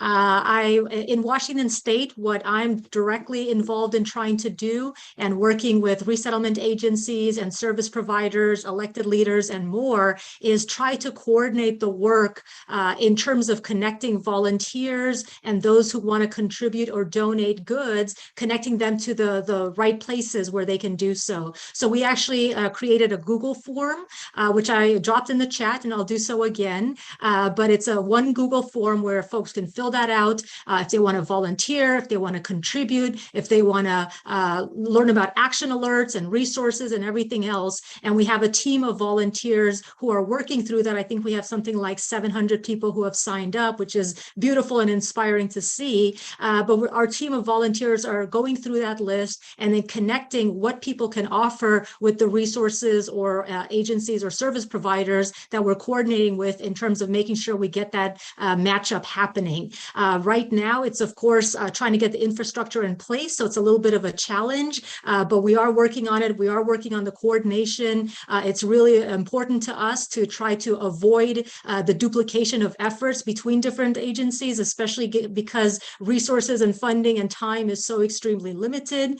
We also want to make sure we maximize efficiency and effectiveness, and also that the services we provide and the way in which we operate is really culturally competent, religiously literate, and language appropriate. And that's partly why we really want to make sure we are centering Afghan Americans in some of that work, because otherwise you get some of the things with the language issues, interpretation issues, or even word choices. Some people don't know it's Afghan for the people of Afghanistan, not Afghani, which actually refers to the currency, for instance. And I see this everywhere. So that's just one example of the kind of cultural competency that we really want to make sure we're keeping in mind as we move forward in this work and trying to coordinate those efforts. We also launched a joint campaign between a number of the different service providers who are there to fill in the gap before some of these incoming refugees qualify for resettlement funding or support. They need immediate assistance. Sometimes, they arrive with very little notice given the way this evacuation happened. People are told in 24 hours or 48 hours, somebody's coming at the airport, and they arrive sometimes with literally nothing more than the clothes on their back that they might have been wearing for a few days. So it really requires quick mobilization, organization, and the ability to respond to those needs, again, in the most appropriate way, because the trauma that these folks have experienced, it is absolutely heartbreaking. And these are the lucky few. These are the fortunate few who've made it out. There are many others, of course, who aren't here yet, but we're abandoning so many of those friends and allies who, again, risk their lives and well-being for us. The very least we can do is welcome with open arms the Afghan refugees who do make it here and recognize them for who they are. And to that point, too, it's critical for elected leaders, and this is the part that we're working on as well, elected leaders to issue statements of inclusivity, of welcoming our Afghan refugee neighbors, recognizing them for the allies and heroes that they are, to get investment from the state, as Oregon has, which is fantastic, along with counties and cities, and then also with Washington in particular. This may not be as big of a challenge in Oregon, although I know it is a challenge, is housing. Housing is such a premium, it's so difficult, and trying to see if we can work on creative solutions with the county about different hotels or motels that might have been purchased or could be purchased to help house people on an immediate or emergency basis. Thank you. Thank you so much, Anila, for adding some richness to that. And we are very thankful that we have county commissioners that are committed to this work. And I really want to just echo that. Before we move to the next question, I just want to make sure and open up an invitation for Polo and Mir Salah, perhaps to add a perspective on that question as well. And then we'll move to the second question. I think the housing may be the number one issue, and that if we can find an avenue to address that, I think because most of our refugee resources, whether it's a meager job that they have, that goes towards the rent. And initially, if both counties could assist us, I know we are competing with the homelessness situation in both of these counties. But again, I mean, that would be an incredible help. And I think yesterday I was talking to my colleague in the Catholic Charities, that we would like to approach both of you, Chairwoman, that if we could address that, maybe some resources that could be set aside. But again, I understand that we are competing with a lot of other needs, but definitely that's something that we will be sending hopefully a letter soon to both of you in terms of asking for some resources. But we are already in another area that we are already in contact with, because as an agency, we provide behavioral health services. in terms of working with Carroll, Oregon, because we know that these individuals, given the trauma that they have experienced, not only the trauma of the flight itself, but also separation of families, and that put an incredible burden emotionally on these individuals. The PTSD is real, and we will have to address that fairly soon. So we are on a preventative rather than reactive in terms of, so we are going to be working on a peer support specialist from the community, and also some support group, which as an agency we are equipped. Yes, Chairwoman Kafuri, as you know, we have culturally specific funding, but not so much towards this population that is emerging, but I hope we have more conversation in terms of addressing that as well. Thank you very much, Mir Salah. And the last comment from Polo from the New Portland Foundation. Thank you, Dr. Allison Davis White Eyes. Terima kasih banyak. I offer you our love, dear elected officials and dear colleagues on our panel. Mil gracias to all of our community builders for so caring for our shamelessly ambitious newcomer families. Salamat rumah anda, may peace be your household, dear teleconference participants. I am immediately sorry that we cannot get to the 65 or 70 notes and questions and comments, chats that these conversations have inspired, and I don't quite know how to get the resources together to properly respond to you all, which is sort of the part of my proposition I would like to dig a little deeper on with both of you, Commissioner, Chair Kafori and Chair Harrison. Please know I, among others in this event, I'm one of our city's 24 or so mecanicos comunitas, that is, community mechanics, who've been minding the intersections of our city's mainstream and our 70 or so ethnic streams over the last 40 years or so. I'm saying this because I take personal and professional responsibility for our region's undercapitalized and consequently exhausted immigrant and ethnic minority integration systems. Systems that were woefully unsustainable when we jiggered them together decades ago.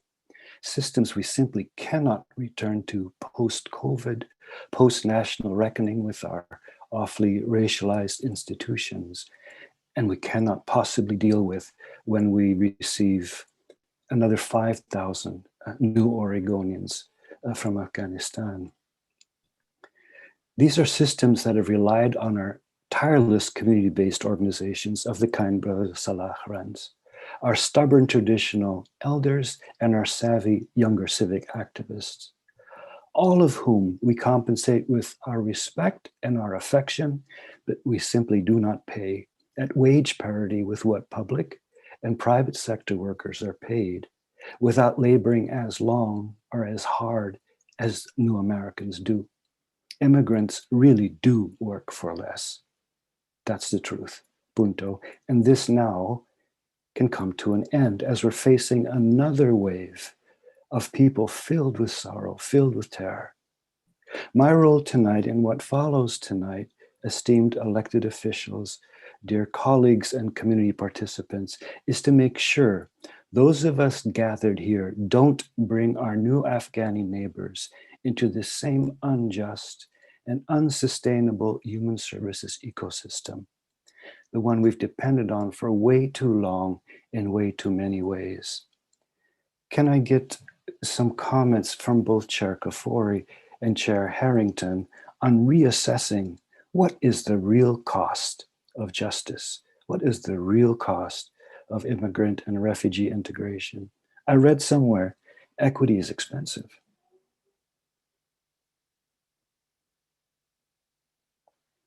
It may be expensive, but it's also necessary, wouldn't you say? Wouldn't you agree? I prefer to speak with examples. As you may know, with the voter-approved supportive housing services measure, each of us in our 2 counties has committed to expand our solution set to address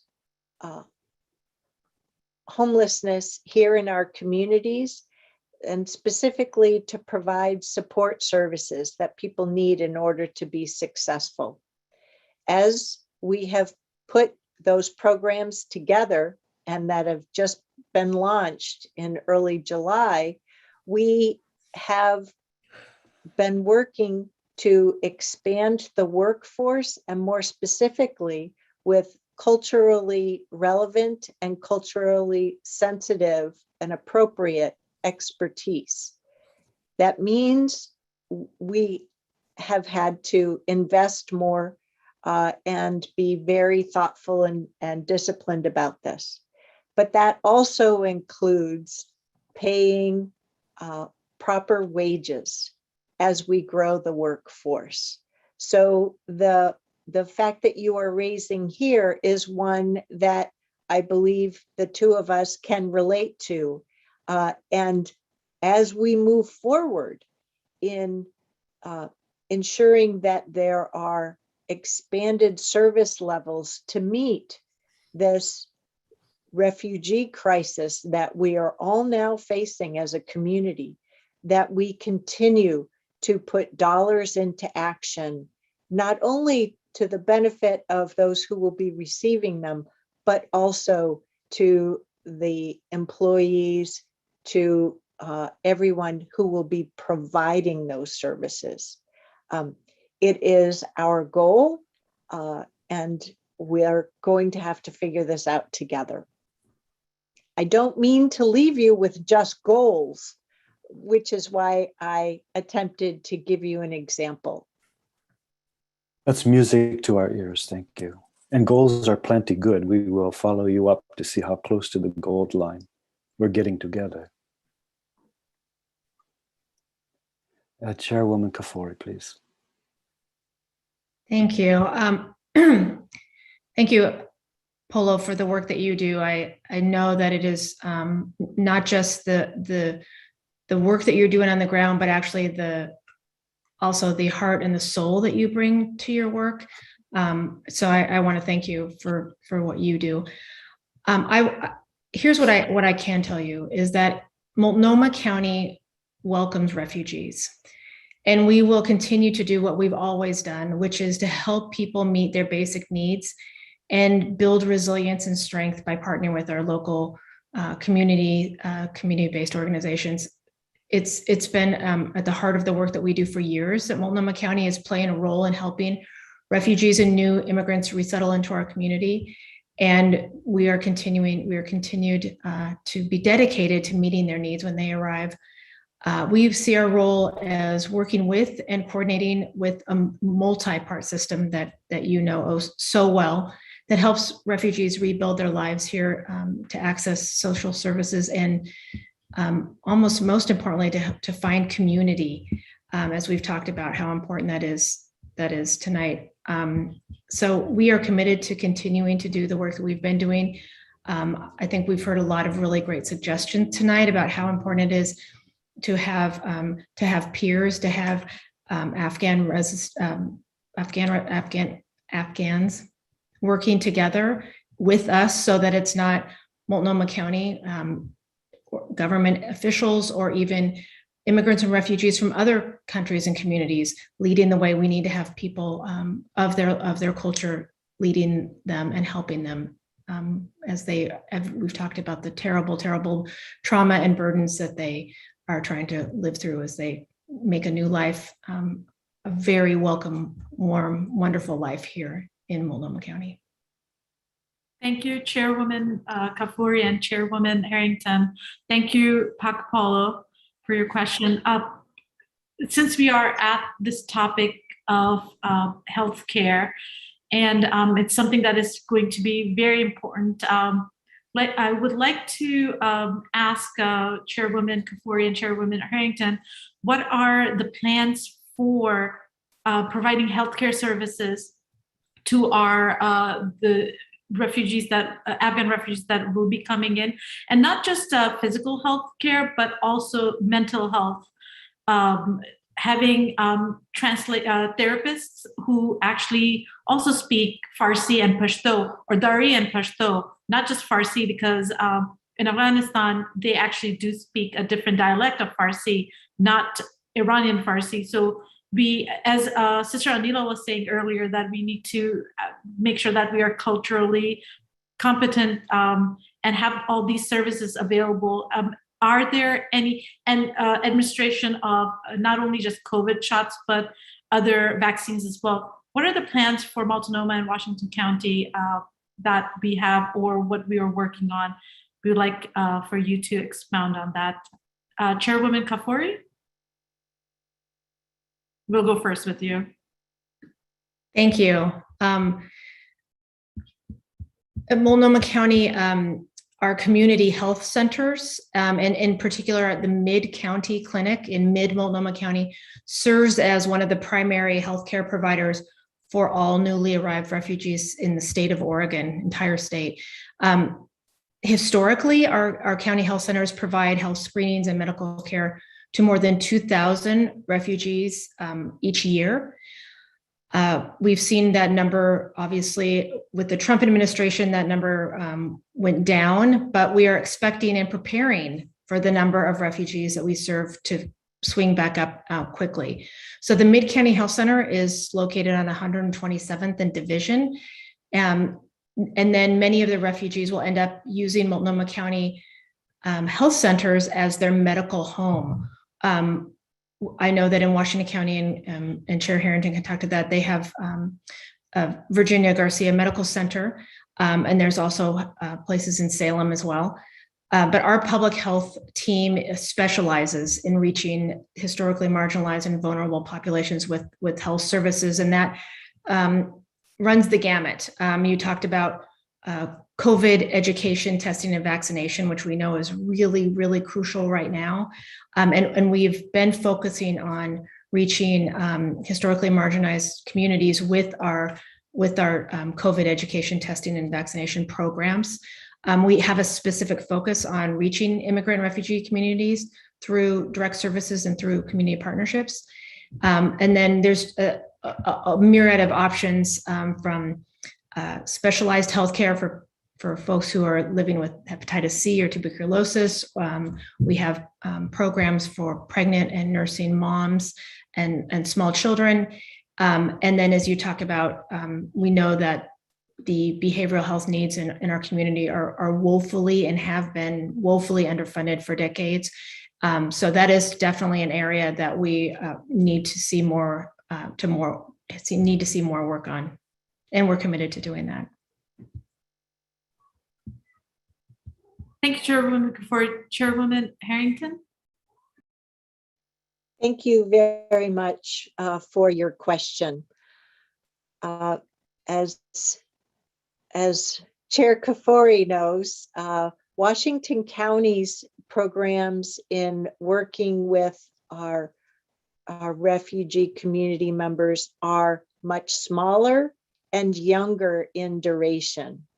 Also, Washington County does not run medical clinics directly. Rather, we have partners such as Virginia Garcia Memorial Health Clinic.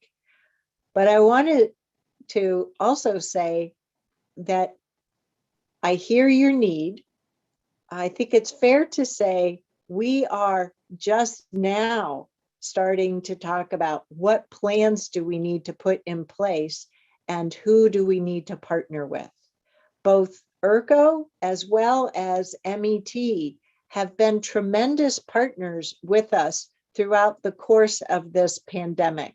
And I have appreciated that through the Q&A and the chat that Wajdi has recognized those efforts. I think it's very fair to say that we're going to need to leverage those existing partnerships and strengthen them and expand them. We are very much at that first part. And I will be the first to admit that I don't have good answers to your question yet.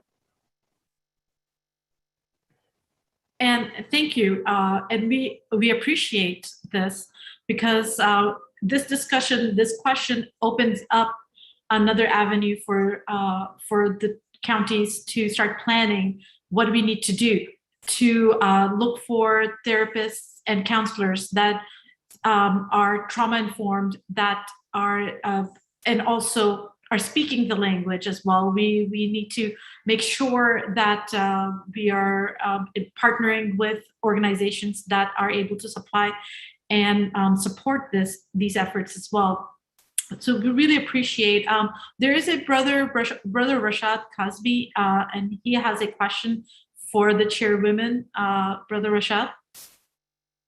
Thank you. Well, thank you for taking the time to meet with the community. One of the things that we discussed earlier was around the topic of housing.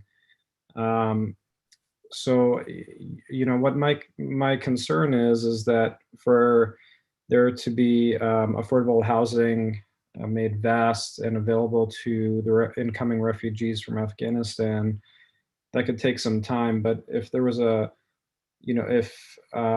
for example, we could bring in a group of private investors to go in on a potential public-private investment or even just a strictly private investment to speed things up, would that be a possibility? Because this is an immediate, urgent emergency need that we're going to need to open up very, very quickly. And to rely on the government to expand upon that, it could take years, you know, and we need this now. And I think I used to say actually that there was no greater need in our community than the need for affordable housing.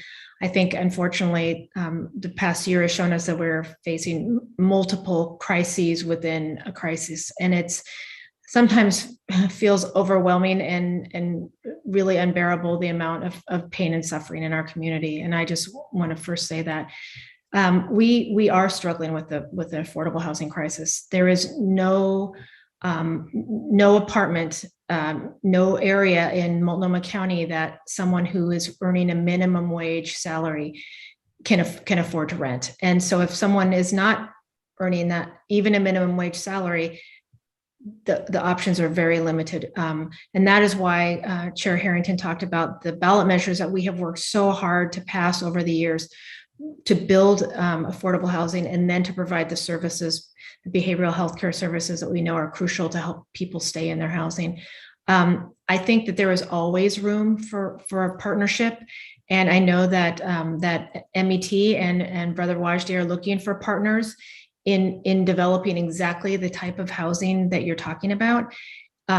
They have the expertise, they have the cultural community connections that are so crucial in helping people stay housed and the other supports that they need to build community, not just have four walls and a key.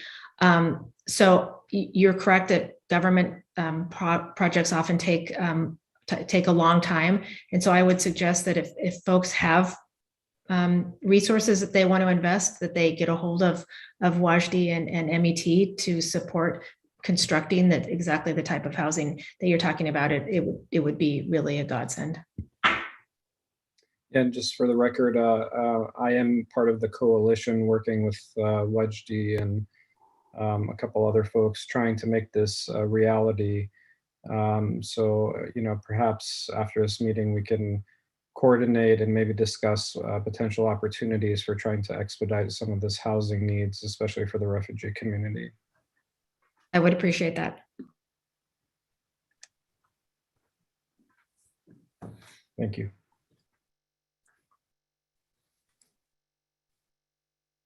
Alison and Julia, you have any other questions or? I believe we're at time. We're at 8:26. And so perhaps this is a good time for some closing remarks. Well, we are very thankful to our beloved sisters and Chair Kafuri and Chair Harrington of Multnomah County and Washington County. We are very thankful to Senator Merkley. I know a journey of my life of 34 years here in Portland, Oregon, knowing Senator Merkley, as the executive director of the World Affairs Council of Oregon. He has been a beautiful soul that we really appreciate in times of goodness and times of crisis. It is very important that we take the responsibility, as Muslim Americans, as Arab Americans, as many people from Africa and Asia and Europe, to love America from within the beautiful. America is a challenging in foreign policy, but it is possible that we change the narrative. The American Jewish community 100 years ago, they were abandoned by the American immigration. Boats went back to Europe. The Holocaust happened.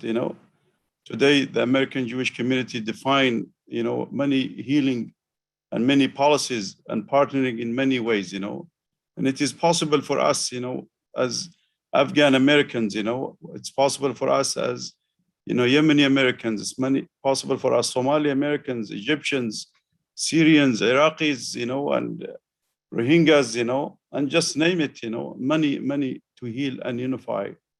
Our faiths, as Jewish, as Christians, as Muslims, call upon us, not to remain silent, not to be passive.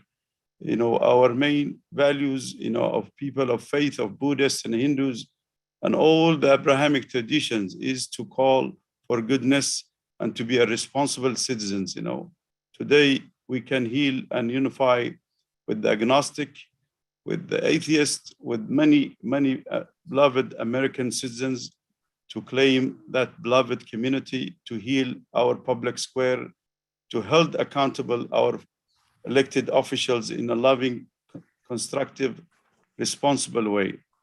Who would ever thought, an Arab American would become a chair of Multnomah County? If it wasn't, her mom, Gretchen, the late Gretchen Kafuri, her father, Stephen Kafuri, and many others that have influenced Deborah today to become a responsible chair. Deborah is a healer. She never discriminate. She never isolate. She never respond in a negative way. She is a beloved sister, a beloved chair, a beloved mother, a beloved, daughter, and we're gonna miss her in 1 year, but we hope that the opportunity is so big, Chair Kafuri, And the same thing with beloved Chair, Harrington, We were building this community center and Chair Harrington was a member of Metro. Many people shy away from Islam and Muslims, but, both these sisters, they condemned bigotry, Islamophobia, on all kinds of hate. We were able to get the grant, from Metro because of Chair Harrington. Today, as a cultural education institution, we have integrated by design because of late Governor Atiyah, because of late Dean Nuhat Tolan, the founding dean of the College of Urban Planning that put Portland State. Who would ever think, an Egyptian American would put Portland State in the map because of his intelligence and because of many uncles and aunties, Samuel Khal, Paul Rask, and many beautiful faces of our beloved community. And because of the undefeated, courageous, passionate man, Paulo Catalani. He doesn't say no for anything, He's beyond the call of duties. And beloved uncle, Sho Dozono. And beloved sisters, Joiria Sayed from Virginia, she made the beautiful migration to Portland, Oregon. Joiria is a doctor, a PhD from Johns Hopkins, teaching at the Oregon Islamic Academy through the STEAM program. My beloved native host, Alison Davis, White Eyes, what a beautiful soul, it is our narrative, is our story. Bigotry and hate has been part of our human history, but also healing and love, is part of our human story. Abel and Cain, two brothers, fought each other and one killed the other person. We don't want to kill each other, We need to have a responsible foreign policy. We need to heal, many nations that we disrupted by design, but it is the call of all the young brothers and sisters. I became active when I was 19 years old because of beloved, Governor Atiyah and because of beloved Tolan. Then they asked me to wear the suit. I wear my suit with a tie. I know that I'm going to university place because you cannot go without a suit and a tie to university club, Then I knew that I'll meet important people like the late Hatfield. I have pictures with Hatfield when I was 19. I wasn't even American. I was just an international student. This is how we integrate our brothers and sisters, the young ones, to claim the beloved community of Abraham, of Moses, of Jesus and Muhammad, and Mother Teresa, and many great women and men. Don't forget, our African American sisters. This nation is built by the indigenous people and the African American and the responsible immigrant from Europe, So we can do it. I'm very thankful to each one of you. My beloved sister Anila, what a beautiful soul. You'll always respond to the call. We will claim you as an Oregonian. We will claim you as Portlander because you grew up here, And Brother Salah Ansari Jan, what a beautiful soul. Today, I never thought that Salah will be speaking. He is always wise and quiet. Today, he spoke his heart and his mind as Salah Ansari. Ansari means, in Arabic, means the supporters. He is a descendant of great supporters of Medina. So may Allah bless you. Shodozono, you never get tired. We want to keep you up to 125. Still loving and caring, Rashad, Polo, and many others that help. Alison and many others that help our great team in MIT, Jawad Khan, Elvira, Mustafich, and many, many others that help to make this night a great successful. Thank you very much, beloved sister Kafuri, beloved sister Harrington, and many, many thanks to Dale Conch from the Red Cross, all the way from California, helping in the fire, and many others that spoke today, and the young Afghan American that spoke today, and will keep, the story alive, and will keep our struggle, a beautiful struggle towards healing and unifying. Have a good night, and we love each one of you. Kafuri and Harrington, you want to close with remarks? Thank you, dear Wajdi, for having us this evening. You called each of us on Monday afternoon, and we said yes, without really knowing what you were looking for, but we knew to say yes. So thank you for inviting us to be part of the community to problem solve for our additional community members that we want and need to care for. Thank you. Thank you much. Check Kafuri. Thank you, everyone, for your heart and your concern for our new Oregon residents that will be coming to us, and for those who have already come. And I did want to mention that there are two leaders at the state level, the state of Oregon, Representative Con Pham and Senator Casey Jama, who have been very instrumental in securing dollars from the state for our refugees and immigrants. And I want to give them a shout out as well, because they're leading the efforts at the state level to have an open, welcoming community for our new Oregon residents from Afghanistan. Thank you. And we have Pastor Hennessy with us today, a great African-American and a great leader. Pastor Hennessy, we love you, and we love to close with the prayers, from you. If you don't mind, I promoted you as a panelist, and if you can speak and pray. We want to recognize Commissioner Lori Stagman from Multnomah County, presence with us, and Commissioner Mark Scholl from Clackamas County. We extended the invitation, by the way, to the chair of Clackamas County, and we hope, that she's on vacation. We hope she will join us some other time, towards healing and unifying. Thank you very much, Commissioner Scholl, and he promised that you'll bring it to the Board of Commissioners in Clackamas County, to welcome the Afghan refugees towards healing and unifying. We have been in conversation with Commissioner Scholl for almost now a year, or 9 months, and there is room always, for healing and unifying, and stop, any kind of division within our public square. Pastor Hennessy, would you close with the prayers, please, brother? Tonight, my friends, we have been blessed, and I thank you, Wajdi, to you and to Polo and Sho and to Senator Merkley, to Congresswoman Bonamici, to our two regional chair people, Chair Harrington in Washington County and my chair in Multnomah County. We are grateful for everyone who has spoken, for all of us who have found our way to this very, very important gathering tonight. MET is doing what MET always does, and that is be at the forefront of what is important when it comes to issues of social justice. I just wanted to be here tonight to be supportive and let you know that there's so many of us in the community who care, and we want to do our part to help. And so let me just share tonight, oh God of so many names, our hearts go out, as many across this world do, to our brothers and sisters of Afghanistan descent. To be clear that we see and we hear and we have empathy for what is going on, but at the same time that we have great hope that as we welcome more members of the Afghan community to the 5,000 or so who are already here, please know that we see you as our brothers and our sisters, that we see you as friends and loved ones in the fight for justice and peace in every way.